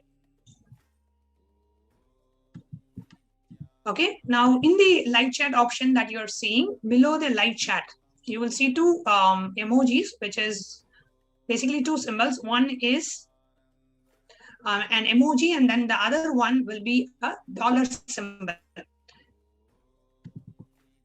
Okay, now in that emoji and then the dollar symbol, when you click on that dollar symbol, it will give you three options. And now those three options, I'll just take a moment. I request the interview operator to please go ahead and show the fallback as we go ahead and fix the screen. There's some small technical glitch. So you please go ahead and we'll be right back. Om Nithyananda Paramashivoham. Om Nithyananda Paramashivoham. Om Nithyananda Paramashivoham. Om Nithyananda Paramashivoham. Om Nithyananda Paramashivoham. Om Nithyananda Paramashivoham. Om Nithyananda Paramashivoham. Om Nithyananda. Apologizing for the technical glitch. Okay, so now here we have projected the live YouTube live screen, and on the right side you see the live chat option, and below the live chat you will see two symbols. One is an emoji symbol and one is a dollar symbol. Okay, now for you to click the emoji and the dollar. So when you click on the dollar symbol, it opens up three options: join the channel, and super chat, and super sticker. So the first option is join. Now when you click on join, it gives you the option for you to join the channel. There are various different membership options that are available. And for example, you can choose to be a bronze, silver, gold, platinum, or a premium member of the channel. So you can click on join on the right side. There is a join button. So let's say I'm going to become a premium member. I want all the privileges of being a member of Swamiji's official YouTube channel. So you can choose whichever options you want. And only members of the channel will be able to ask questions in the YouTube live. If you're not a member of your channel, you may not be able to ask questions. Only members will be able to ask questions. So you click here, you go ahead and click join. And when you click join, it opens a pop-up where it allows you to enter your credit card, debit card, your PayPal, your so many other details. So you go ahead and enter those. So you can add your PayPal to Google, or you can enter your credit or debit card, and you can go ahead and make the purchase and become a member of the channel. The next option that we have is that of the super chat. Now, when you click on the super chat, it gives you an option to enter the amount. So you go ahead and enter the amount and you click on buy and send. Now, on the top, you can enter any message that you want to put along with your offering. So you can put a message there, and any amount you can offer, even $1. You can make an offering, or you can make $5, $10. I'm just going to go with $5, and I click on buy and send. See, this is basically an offering of gratitude, right? Every time you come for a darshan, always have the habit of putting something, right? It can just be even $1 that you put. So, 100 darshans that you do, you will pay $100. Very minimal it can be, but always have a habit of doing. Don't come for one darshan and put $100. No, come for every darshan and put something. That is much more than spiritually, because every time you make an offering, you remember that space of gratitude and you're offering it to Devi, offering it to the Supreme Pontiff. So more times you offer, the more times you remember. It can be the same amount. Instead of offering $10 one day, you can offer $1 10 days. That's fine. But every time make it a habit to make the offering. So here you come and you choose, you can add your credit card or a debit card, or you can add your PayPal details, and you can go ahead and make your e-hundi offering. The next offering that we have is that of the super sticker. So when you click on the dollar symbol, the third option that you have is that of a super sticker. Now, what is a super sticker option? If you're somebody who really likes emoticons or animated GIFs, then super sticker is the one for you. So where you can, along with your offering, you can also offer like one of the animated emoticons will also come along with your offering. So you can choose what you want, and you can basically go ahead and make the offering. Each offering that you choose has a specific cost value to it. So you can choose what you have and which one you like to offer. You can click on buy and send. Now, let's say send for $20. It again opens a pop-up. You can enter your credit debit card, or you can enter your PayPal details. And with that, we are able to make the offering. So these are the different ways you can make your offering to Devi Parashakti. You can offer your gratitude to her and experience a deep feeling connection with Devi Parashakti. So with that, we have come to the conclusion of this session. We will now be entering into the next segment, where we share with you about the multi-layer quarantine facility that the Supreme Pontiff of Hinduism is making available in Adi Kailasa Sarvengya Peetha in Bengaluru, Adinam, after a short break. There are some great spiritual sciences unique to Hinduism. Subtle, otherworldly, but definitive sign. Manifesting. The cosmic beings in Archavatara, deities in Nijavatara, living incarnations is processing. Understand? Kriya Pada of Vedas and Agamas elaborately explain the whole science of making the cosmic beings manifest in Archavatara, deities, and Nijavatara, living incarnations, both. During the Bhava Samadhi Darshan, literally those cosmic beings manifest through this body. Just like how they manifest in Archavatara, deity, they manifest in Nijavatara, Pratyakshavatara, and give you all the boons you ask, bless you. You see, each God is an independent intelligence to lead you to enlightenment. Each God is a bridge for you to achieve the Shivatva, the ultimate Shiva consciousness. Krishna is the bridge for you to achieve the Krishna consciousness. But Shiva consciousness, Krishna consciousness, all consciousness is one and the same. Ultimate consciousness only. So that energy itself completely expresses. Just like Radhika, When I see my own sweetness in the mirror, I become eager to taste it. I find that the only way to relish this sweetness is through the constitution of Sri Radhika. Bhava Samadhi Darshan is a window to the infinite expanse of consciousness, allowing us to glimpse the formless in a way that we can understand. It cleanses the karmas of lifetimes. It awakens our biomemory to the space of Paramashiva, the ultimate consciousness, and creates a deep and lasting transformation in us.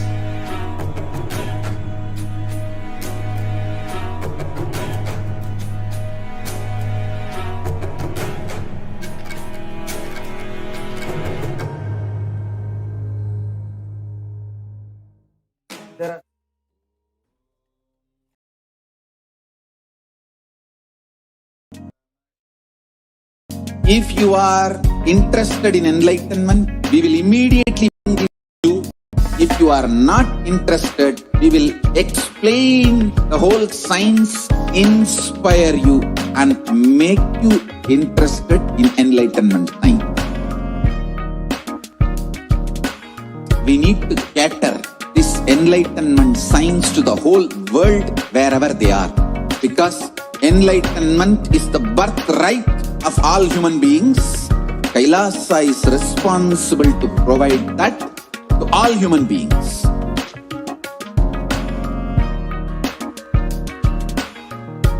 Kailasa is the totality of the knowledge I received from my gurus and practice manifested in my life, perfected by teaching millions of people from all cultures, time zones, backgrounds, genders, nationality, race, from every creed.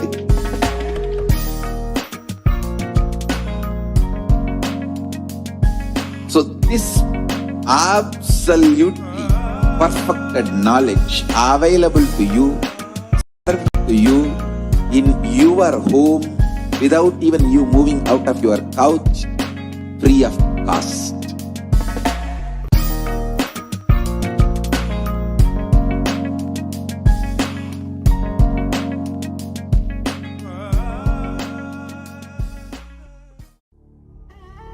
What I mean by the word Kailasa, listen intensely.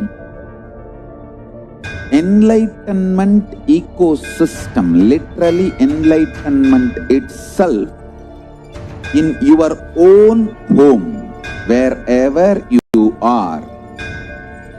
If you cannot come to Kailasa, it's okay. Kailasa can come to you.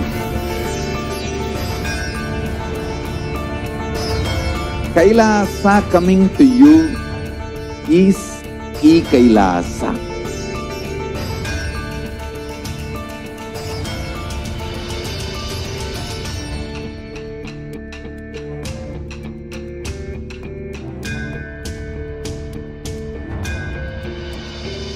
I will revive Hinduism. I am a Hindu revivalist, not by any revolution, but by evolution.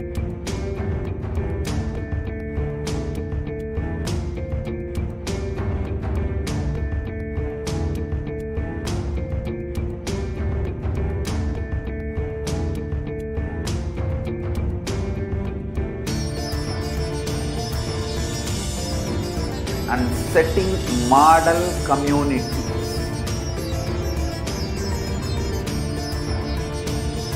Kailasas, enlightenment ecosystems, Sarvanya Peethas all over the world.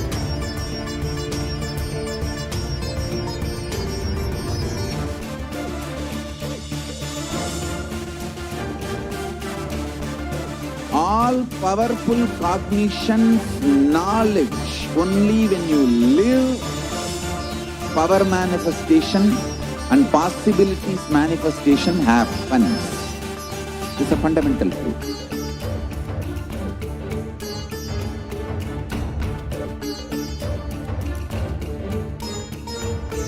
Hinduism Hinduism cannot live exclusively as one sampradaya. No. All sampradayas of Hinduism is an ecosystem.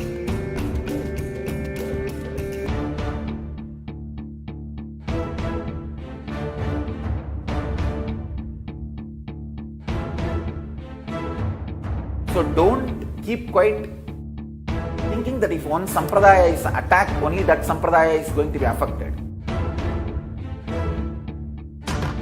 All of us are ecosystem.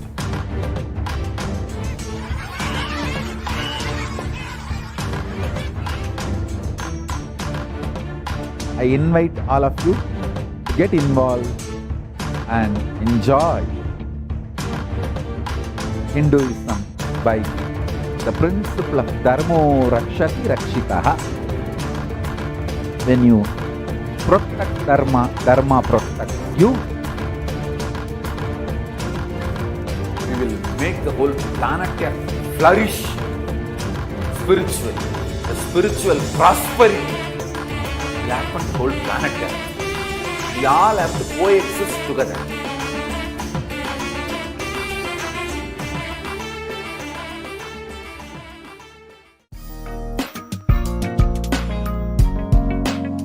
We get you health. We get you ability to build beautiful relationships in your life. We get you direct spiritual support, and we make sure you become wealthy.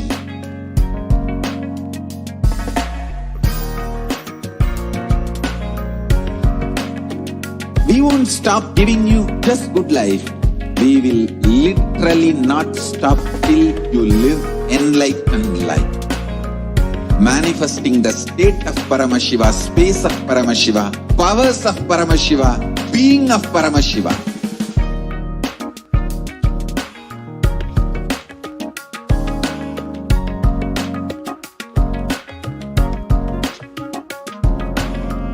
Whole world should become Kailasians.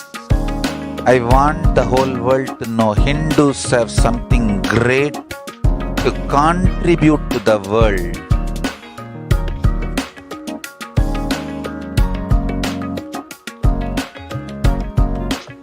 We have something great to contribute to the world.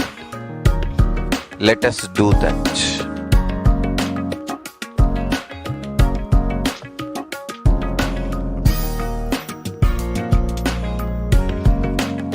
Kailasa is proper customized spiritual service helping you to identify your root patterns of suffering. We have perfected the science of helping every individual from every cultural, religious, nationality background.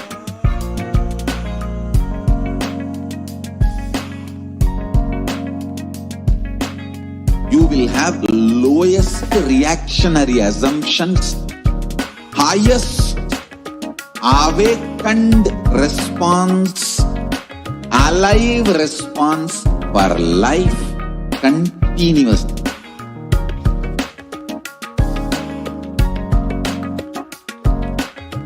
Kailasa is enlightenment ecosystem, literally enlightenment itself in your own home, wherever you are. Proper customized spiritual service helping you to complete with your life negativity. Withdrawal from life, self-hatred, self-denial, self-doubt, so much of tiredness, laziness. We can support you aligning your diet, your attitude, your aptitude, your understanding about life. We can help you with everything.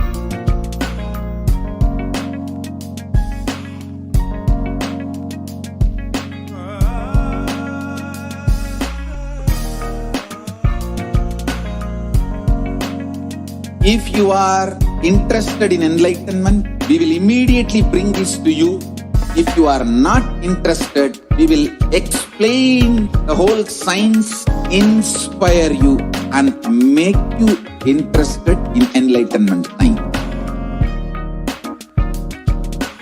We need to cater this enlightenment science to the whole world wherever they are.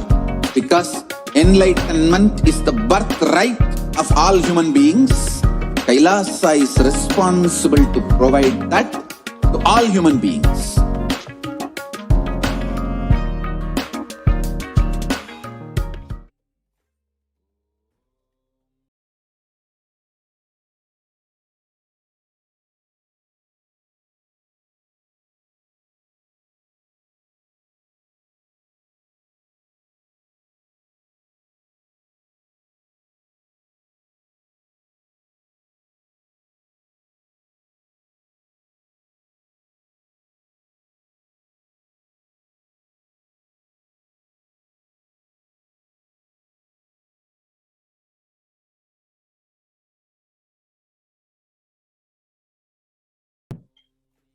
Yes, Nithyananda.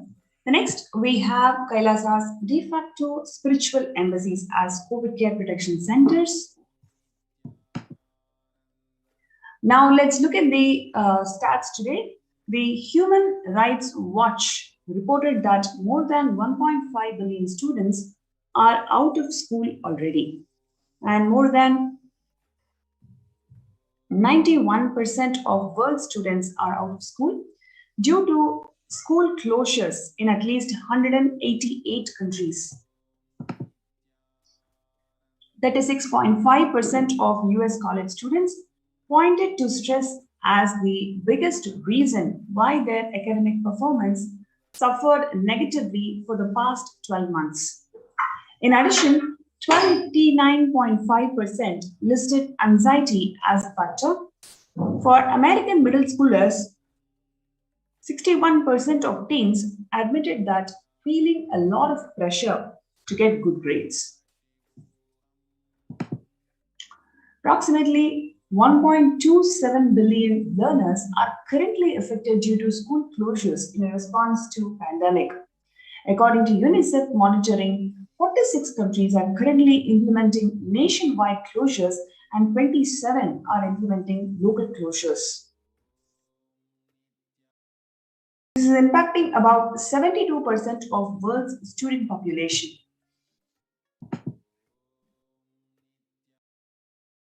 In a survey by the mental health charity Young Minds, which included 2,111 participants up to the age of 25 years with a mental illness history in the UK, 83% said that the pandemic had made their conditions worse.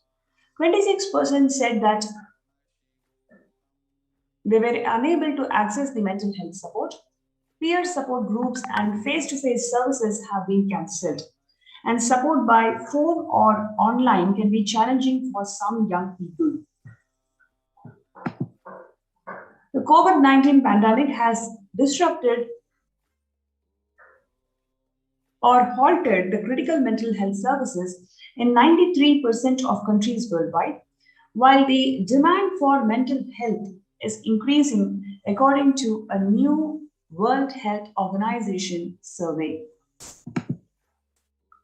Recently, a study also found that 18% of individuals, including people with and without a past psychiatric diagnosis, who received a COVID-19 diagnosis,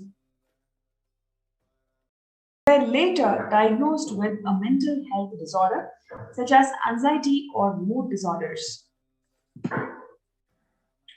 Surveys also found that the substance used and suicidal ideation are particularly pronounced for young adults, with 25% reporting they started or increased the substance during pandemic and 26% reporting serious thoughts of suicide compared to 11% of the adults. Every year, over 1.2 billion students drop out of high school in the United States alone. That's a student every 26 seconds, 7,000 a day. About 25% of high school freshmen fail to graduate from high school on time. Now, this is what we have seen from the world today. What is the status of education? How many schools have been closed and how it has impacted the young generation, especially how they are prone to substance use because of pandemic. And now let us see the contributions from Kailasa's Department of Education in terms of Gurukul. Now, here is an opportunity for you to register yourself in the COVID Care Protection Center, kailasa.org/Kailasa Care, for you to be part of this amazing opportunity.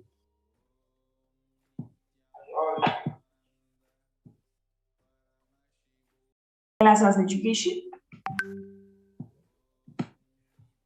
The whole Gurukul, real Gurukul education, the Hindu atmosphere that the Supreme Pontiff of Hinduism had in 1970s in Tirunelveli is what he's trying to reproduce all over the world to Nithyananda Gurukul and online Gurukul. Gurukul is a place where the celebration begins with right words in the blossoming minds, creating a gateway of possibilities, creating an enlightened civilization with young body and Vedic mind. The Nithyananda Gurukul is a mystical Vedic school established by the Supreme Pontiff of Hinduism.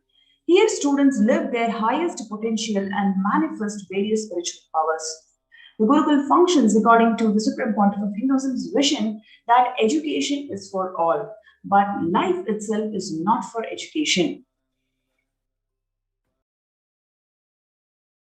Gurukul brings to the world the right kind of education that empowers you. The current system of education established by the Macaulay and Max Muller in India is non-involving narrative style of teaching. The Indian education system was not continuously giving the words, ideas, theories, concepts, or theologies, but it is about awakening you to the right context, which is enlightenment. The Indian education system, the Gurukul, is more of a transmission of the knowledge rather than mere transfer of knowledge.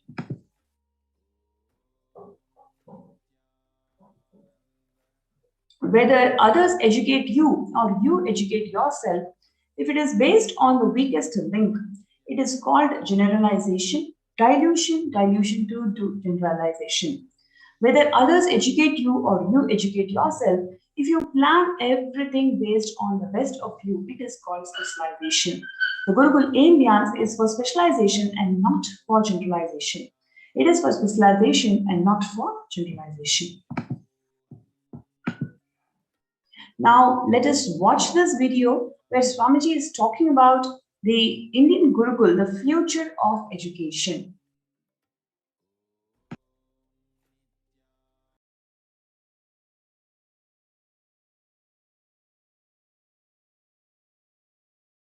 Now it is time,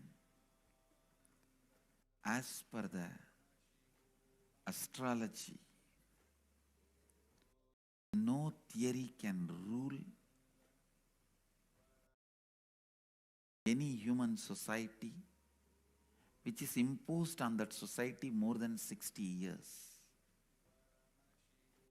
Now 60 years is over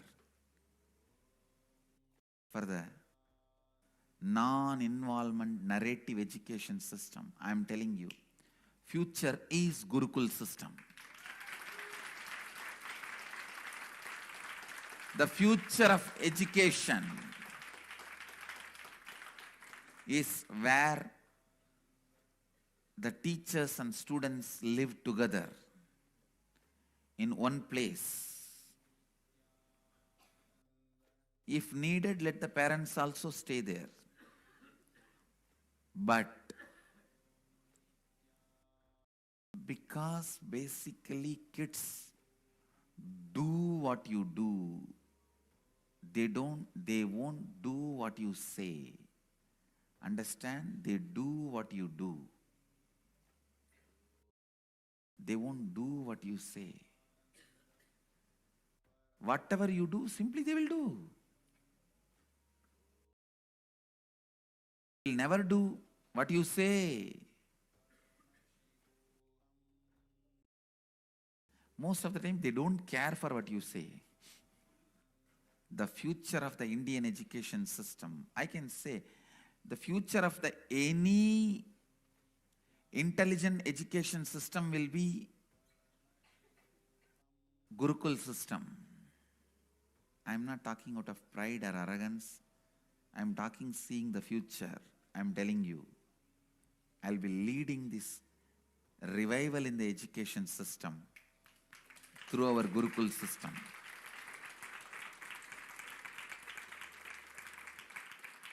Through our Gurukul system. It is going to be the Gurukuls. In Indian education system, complete involvement is required from the side of the teacher and the student. Student need to study the teacher. Teacher need to study the student. Understand? After thoroughly studying the student, teacher identifies the right subject in which the student will be successful. Few things are basic for everyone, like science of completion and enlightenment. Other than the science of enlightenment, all other things, master selects the subject. The student will be successful. And then student is trained specifically in those fields. With the knowledge of enlightenment, with the science of enlightenment, with the truth of enlightenment, as the context. Even if you learn the archery, enlightenment is the context. If you study administration, enlightenment is the context. If you learn about business, enlightenment is the context.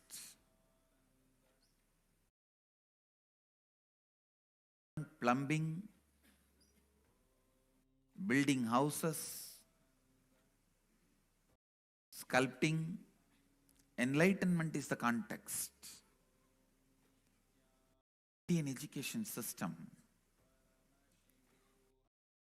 is more of a transmission of the knowledge, not transfer of knowledge. It is not just information based.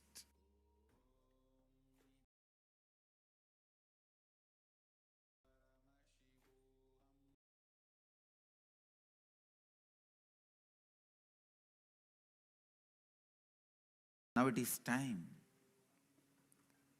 as per the astrology, no theory can rule.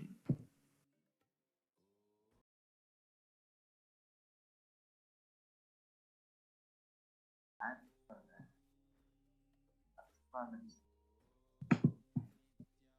no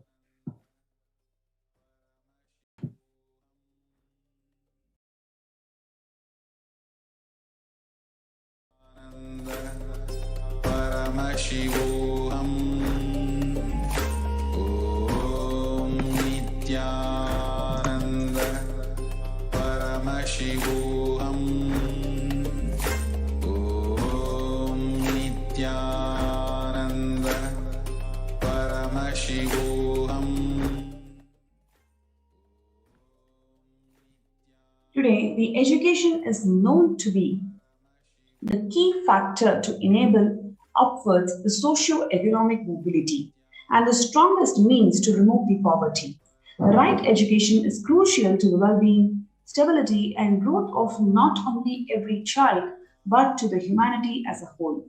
The Gurukul education system is known to be a knowledge transmission system of Hinduism, one of the pillars which kept the Sanatana Hindu Dharma alive and standing as the world's most ancient civilization. Through Kailasa's Department of Education, the Supreme Pontiff of Hinduism, Jagadguru Mahasanidanam, Swamiji has revived the Gurukul system in its entirety. The Gurukul living in the Guru's home. Gurukul system is rooted on Guru Sishya Parampara, or the living lineage of Guru Sishya relationship. After decades of study on the physical, chemical, and biological uniqueness of meditative states and enlightened beings, it has been found that in normal waking state alone, their brain waves show that they are in a complete meditative state despite being fully active and engaged. In the world of athletics, this state is known as being in the zone, a glimpse into the peak of focus, cognitive and function, attention and coordination, to name a few. Rather than a glimpse, enlightened beings casually walk, talk, and engage with life settled in this peak. Recent studies have found that we imbibe the body language, behaviors, and patterns of those in our environment, not just on the behavioral level, but to the depths of the neurological layer. This is also known as mirror neuron effect. In this way, there is no better teacher than enlightened Guru who exists as a superconscious, biological, reproducible anomaly. However, through the centuries of Mughal invasions and colonialism and continued persecution against Hinduism and Hindu tradition, this science of knowledge transmission has been diminishing at an unprecedented rate. After careful study in the colonialism era, it was found that the Gurukul system was standing as the backbone and stability of Hindu civilization. The Mekkale education system was imposed on India after this revelation. 13,000 universities and 200,000 Gurukuls were destroyed in Bengal and Bihar alone. With a systematic destruction of Hindu universities and Gurukuls goes more than 80% of Hinduism's indigenous knowledge. Our English schools are flourishing wonderfully. The effect of this education on the Hindus is prodigious. No Hindu who have received an Hindu English education ever continues to be sincerely attached to his religion. This is from Thomas Mekkale, who firmly believes that if our plans of education are followed up, there will not be a single idolater amongst the respectable classes in Bengal 30 years hence.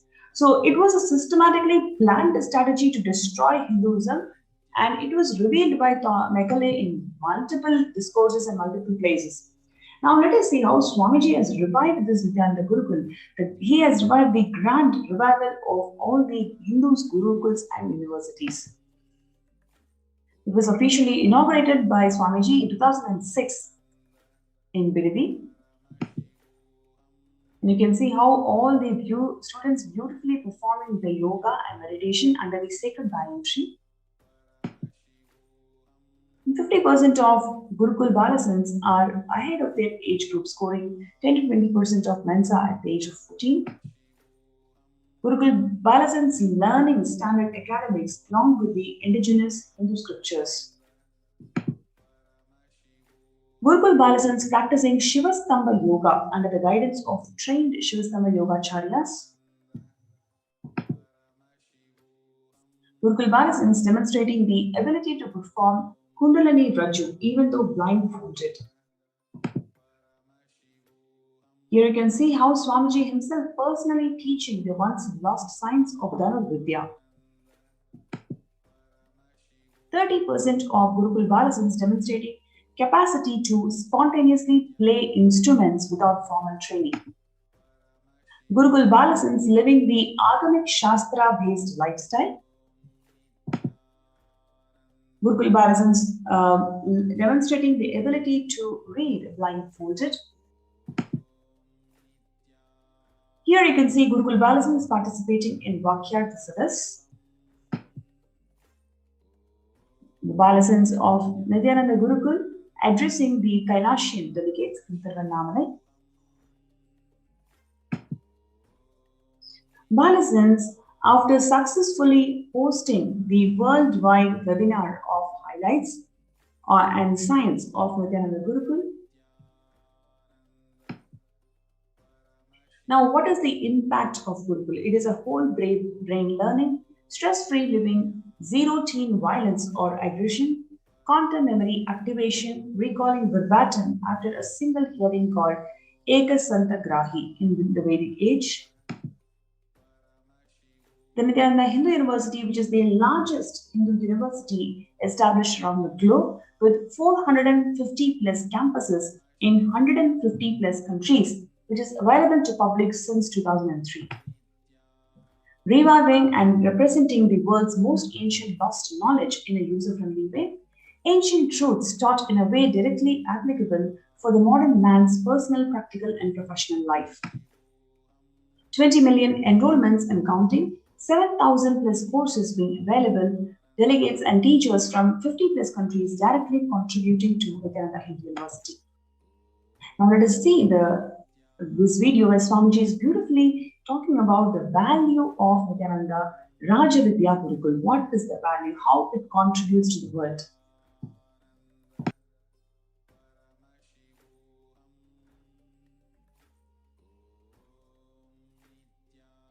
Long rituals are not useless or unnecessary as a modern brainwashed Hindu thinks.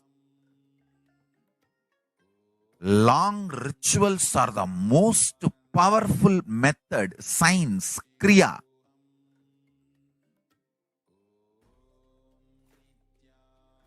to awaken all the life energies. See, totally we have 21 life energies. I will describe all the 21 like a fundamental principal forces of life, like gravity, how all these are fundamental forces, principal forces externally. Internally, there are 21 life energies. Ability to visualize, ability to make decision. All these 21 is given to you, but you use them accidentally. That is why your life is full of accidents. Your marriage is accident, wealth is accident, life is accident, money is accident. Very less is planned, much is accident. And I tell you, I have seen people become thieves by not knowing the power of their life energy. I tell you, thief is the cheapest way to exist. I tell you. Because you do not know you own trillions. That is why you steal millions. If you know you own trillions, why will you steal? Listen, asteya, non-stealing, comes to a person who mastered his life energy. Each of my Gurukul kid is a $1 trillion economy. I tell you. Each of my Gurukul kid, the powers they can manifest. Understand, Gurukul is not a joke. It is a powerful science. Especially, see, normally, one child plus one child is a two child. But in the Gurukul ecosystem, one child plus one child is 11. 1, 1. Not 1 plus 1. 1, 1, 1, 1, 1. If there are 3 child, it is not 1 plus 1 plus 1, 3. No. It is 1, 1, 1. 111. The energy multiplication. Because the ecosystem, understand, that is why Gurukul has to be with the ecosystem. I have always seen, whenever I download a power on one child, when the group sits, I can share that power on the whole group.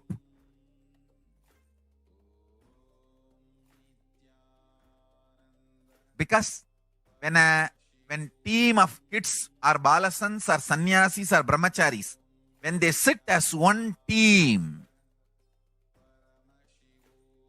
it is very easy for me to just like a lightning pour the energy on them. Understand? The Sankhya of life energy is different. The multi-dimensional logic of life energy is different. People cannot understand this Sankhya. The multiple life energies, awakening them to its peak and manifesting them is all about life.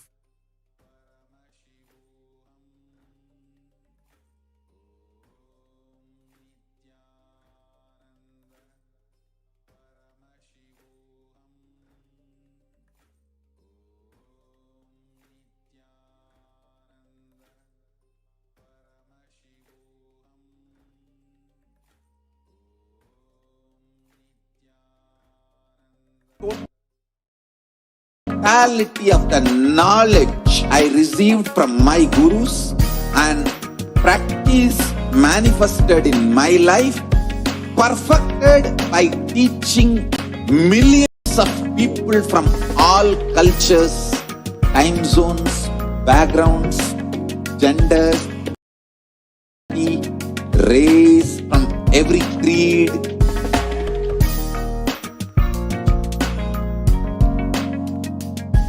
So this absolutely perfected knowledge available to you, served to you in your home without even you moving out of your couch, free of cost.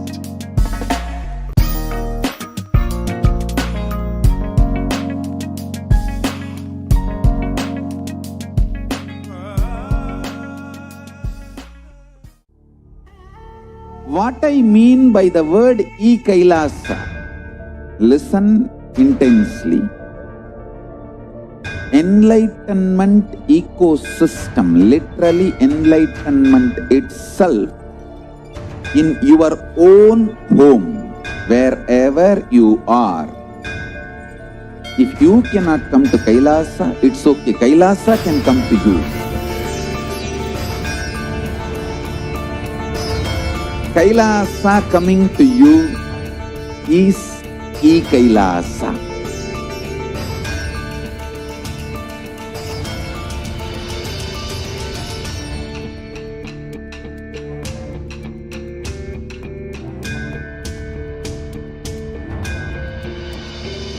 I will revive Hinduism. I am a Hindu revivalist, not by any revolution, but by evolution.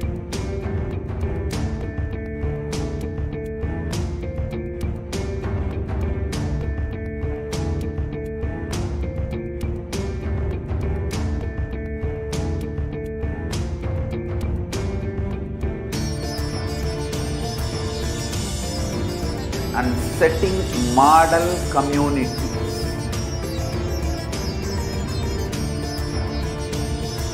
Kailasas, enlightenment ecosystems, Sarvanya Pitas all over the world.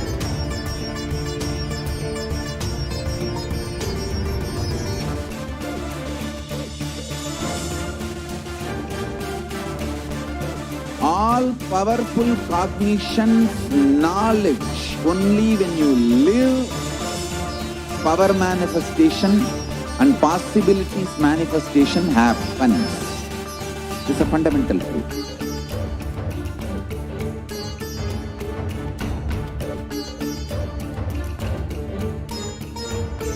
Hinduism cannot live exclusively as one sampradaya. No. All sampradayas of Hinduism is an ecosystem.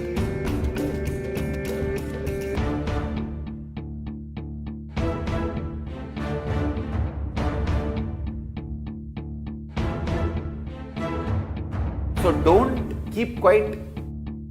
thinking that if one sampradaya is attacked, only that sampradaya is going to be affected. All of us are ecosystem.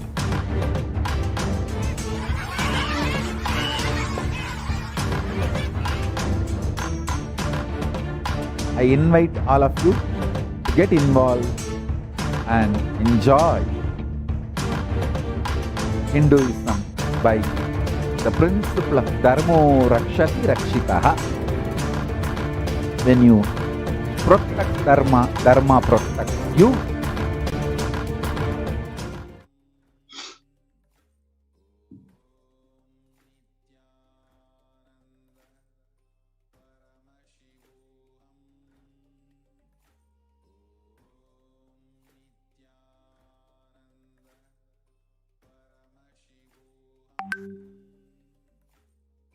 Despite the relentless attacks against life, character, and image of the Supreme Pontiff of Hinduism, he goes on sincerely contributing everything he has for the world. From the field of nutrition to education, from protection to religious freedom, to the revival of the indigenous traditions, the Supreme Pontiff of Hinduism has sincerely contributed in every facet. This has not gone unnoticed by the world dignitaries, leaders, and multi-faith diaspora. Now let us see the revelations to the world by Devi Parashakti, which Devi Parashakti beautifully has shared that I came as Nijavatara. I am blessing you. Listen, people listen. To do good to all of you, I have taken the form of Nithyananda and came down as Nijavatara. The people of India, listen carefully, listen. Time after time, Bharadam is Jnana Bhumi, where enlightened being comes. We cannot make the Jnana Bhumi as infertile. Enlightened beings have to come. They have to live, it has to flower. Few hypocrites, because they are stuck in delusion, we cannot sacrifice the world. Cosmos cannot be destroyed. The ship I did to save the cosmos from being destroyed, that is called Adi Kailasa. The ship I did to protect beings from Pralaya is Adi Kailasa. Because of the conspiracy of the Drohis and enemies, the captain had to leave the ship. Before 12 years, knowing the great deluge that is going to happen, all the Aushadas by this Guru Purnima, that Jnana Rasavadam, Jnana Navapashana is going to flower. Allow people to come and take a dip in Navapashana flower. People, whoever comes and dip in Vaidya Sarovar, they will not have death. They will not even have corona.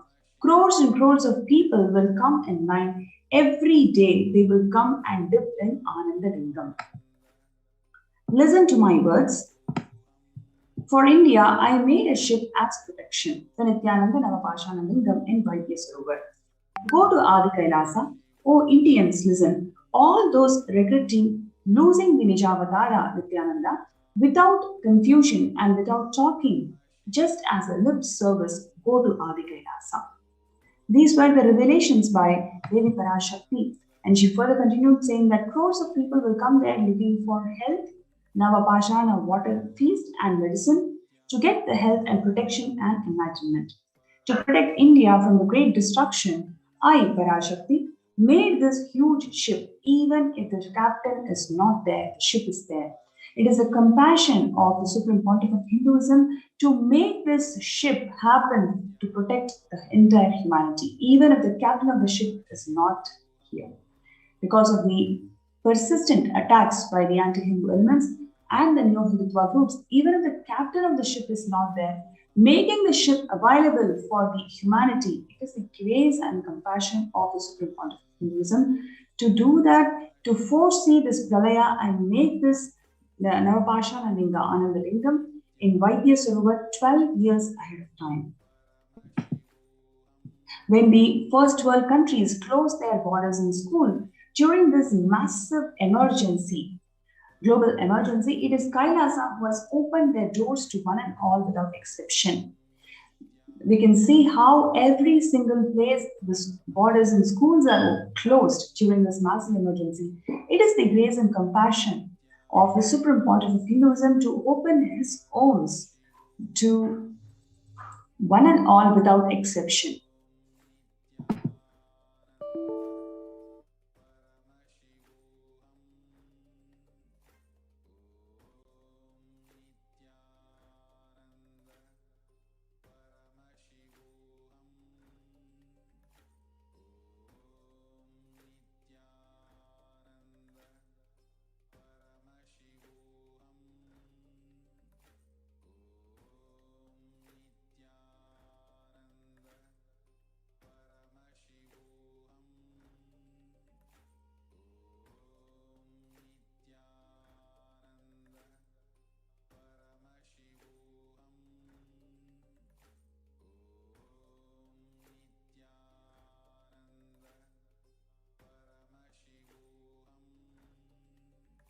Just be alive for next 3 years. Don't die within next 3 years.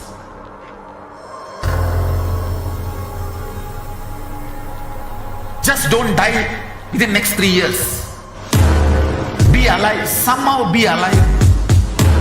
I'm working sincerely. I will reach you somehow. Somehow I will reach you.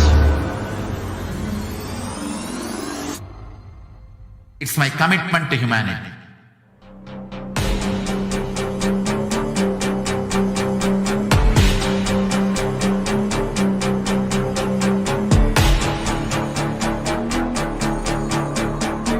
Just don't die within next 3 years. I will reach you wherever you are, whichever corner of the world you may be. I will reach you with enlightenment.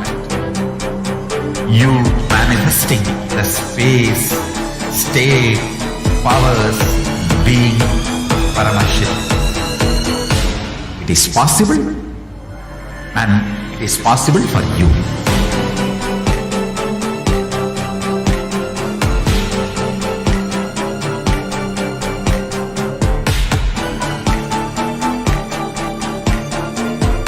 Shiva will reach you with enlightenment science.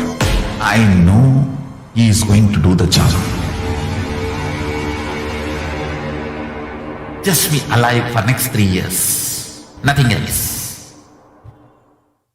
Just be alive for next 3 years. Don't die within next 3 years.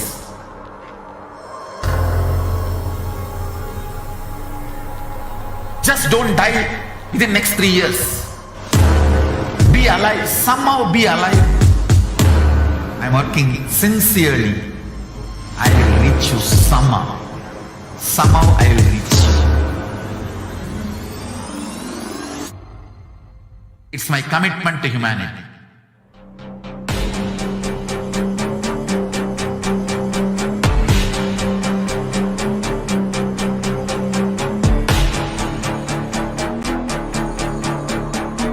Just don't die within next 3 years. I will reach you wherever you are, whichever corner of the world you may be. I will reach you with enlightenment. You manifesting the space, state, powers, being, Parashakti. It is possible, and it is possible for you.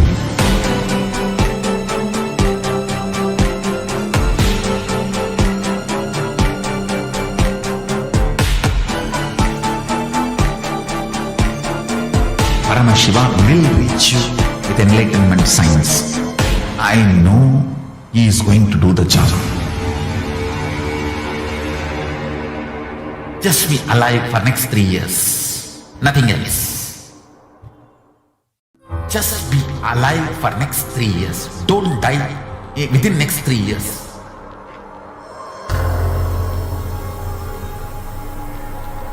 Just don't die within next 3 years. Be alive, somehow be alive. I'm working sincerely. I will reach you somehow. Somehow I will reach you. It's my commitment to humanity.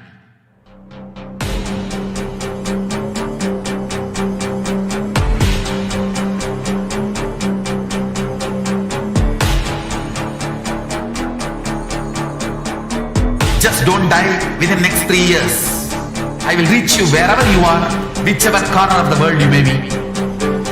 I will reach you with enlightenment. You manifesting the space, state, powers, being, Parashakti. It is possible, and it is possible for you.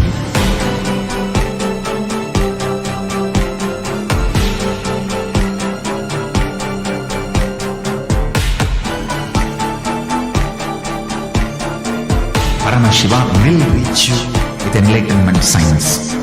I know he is going to do the job. Just be alive for next 3 years.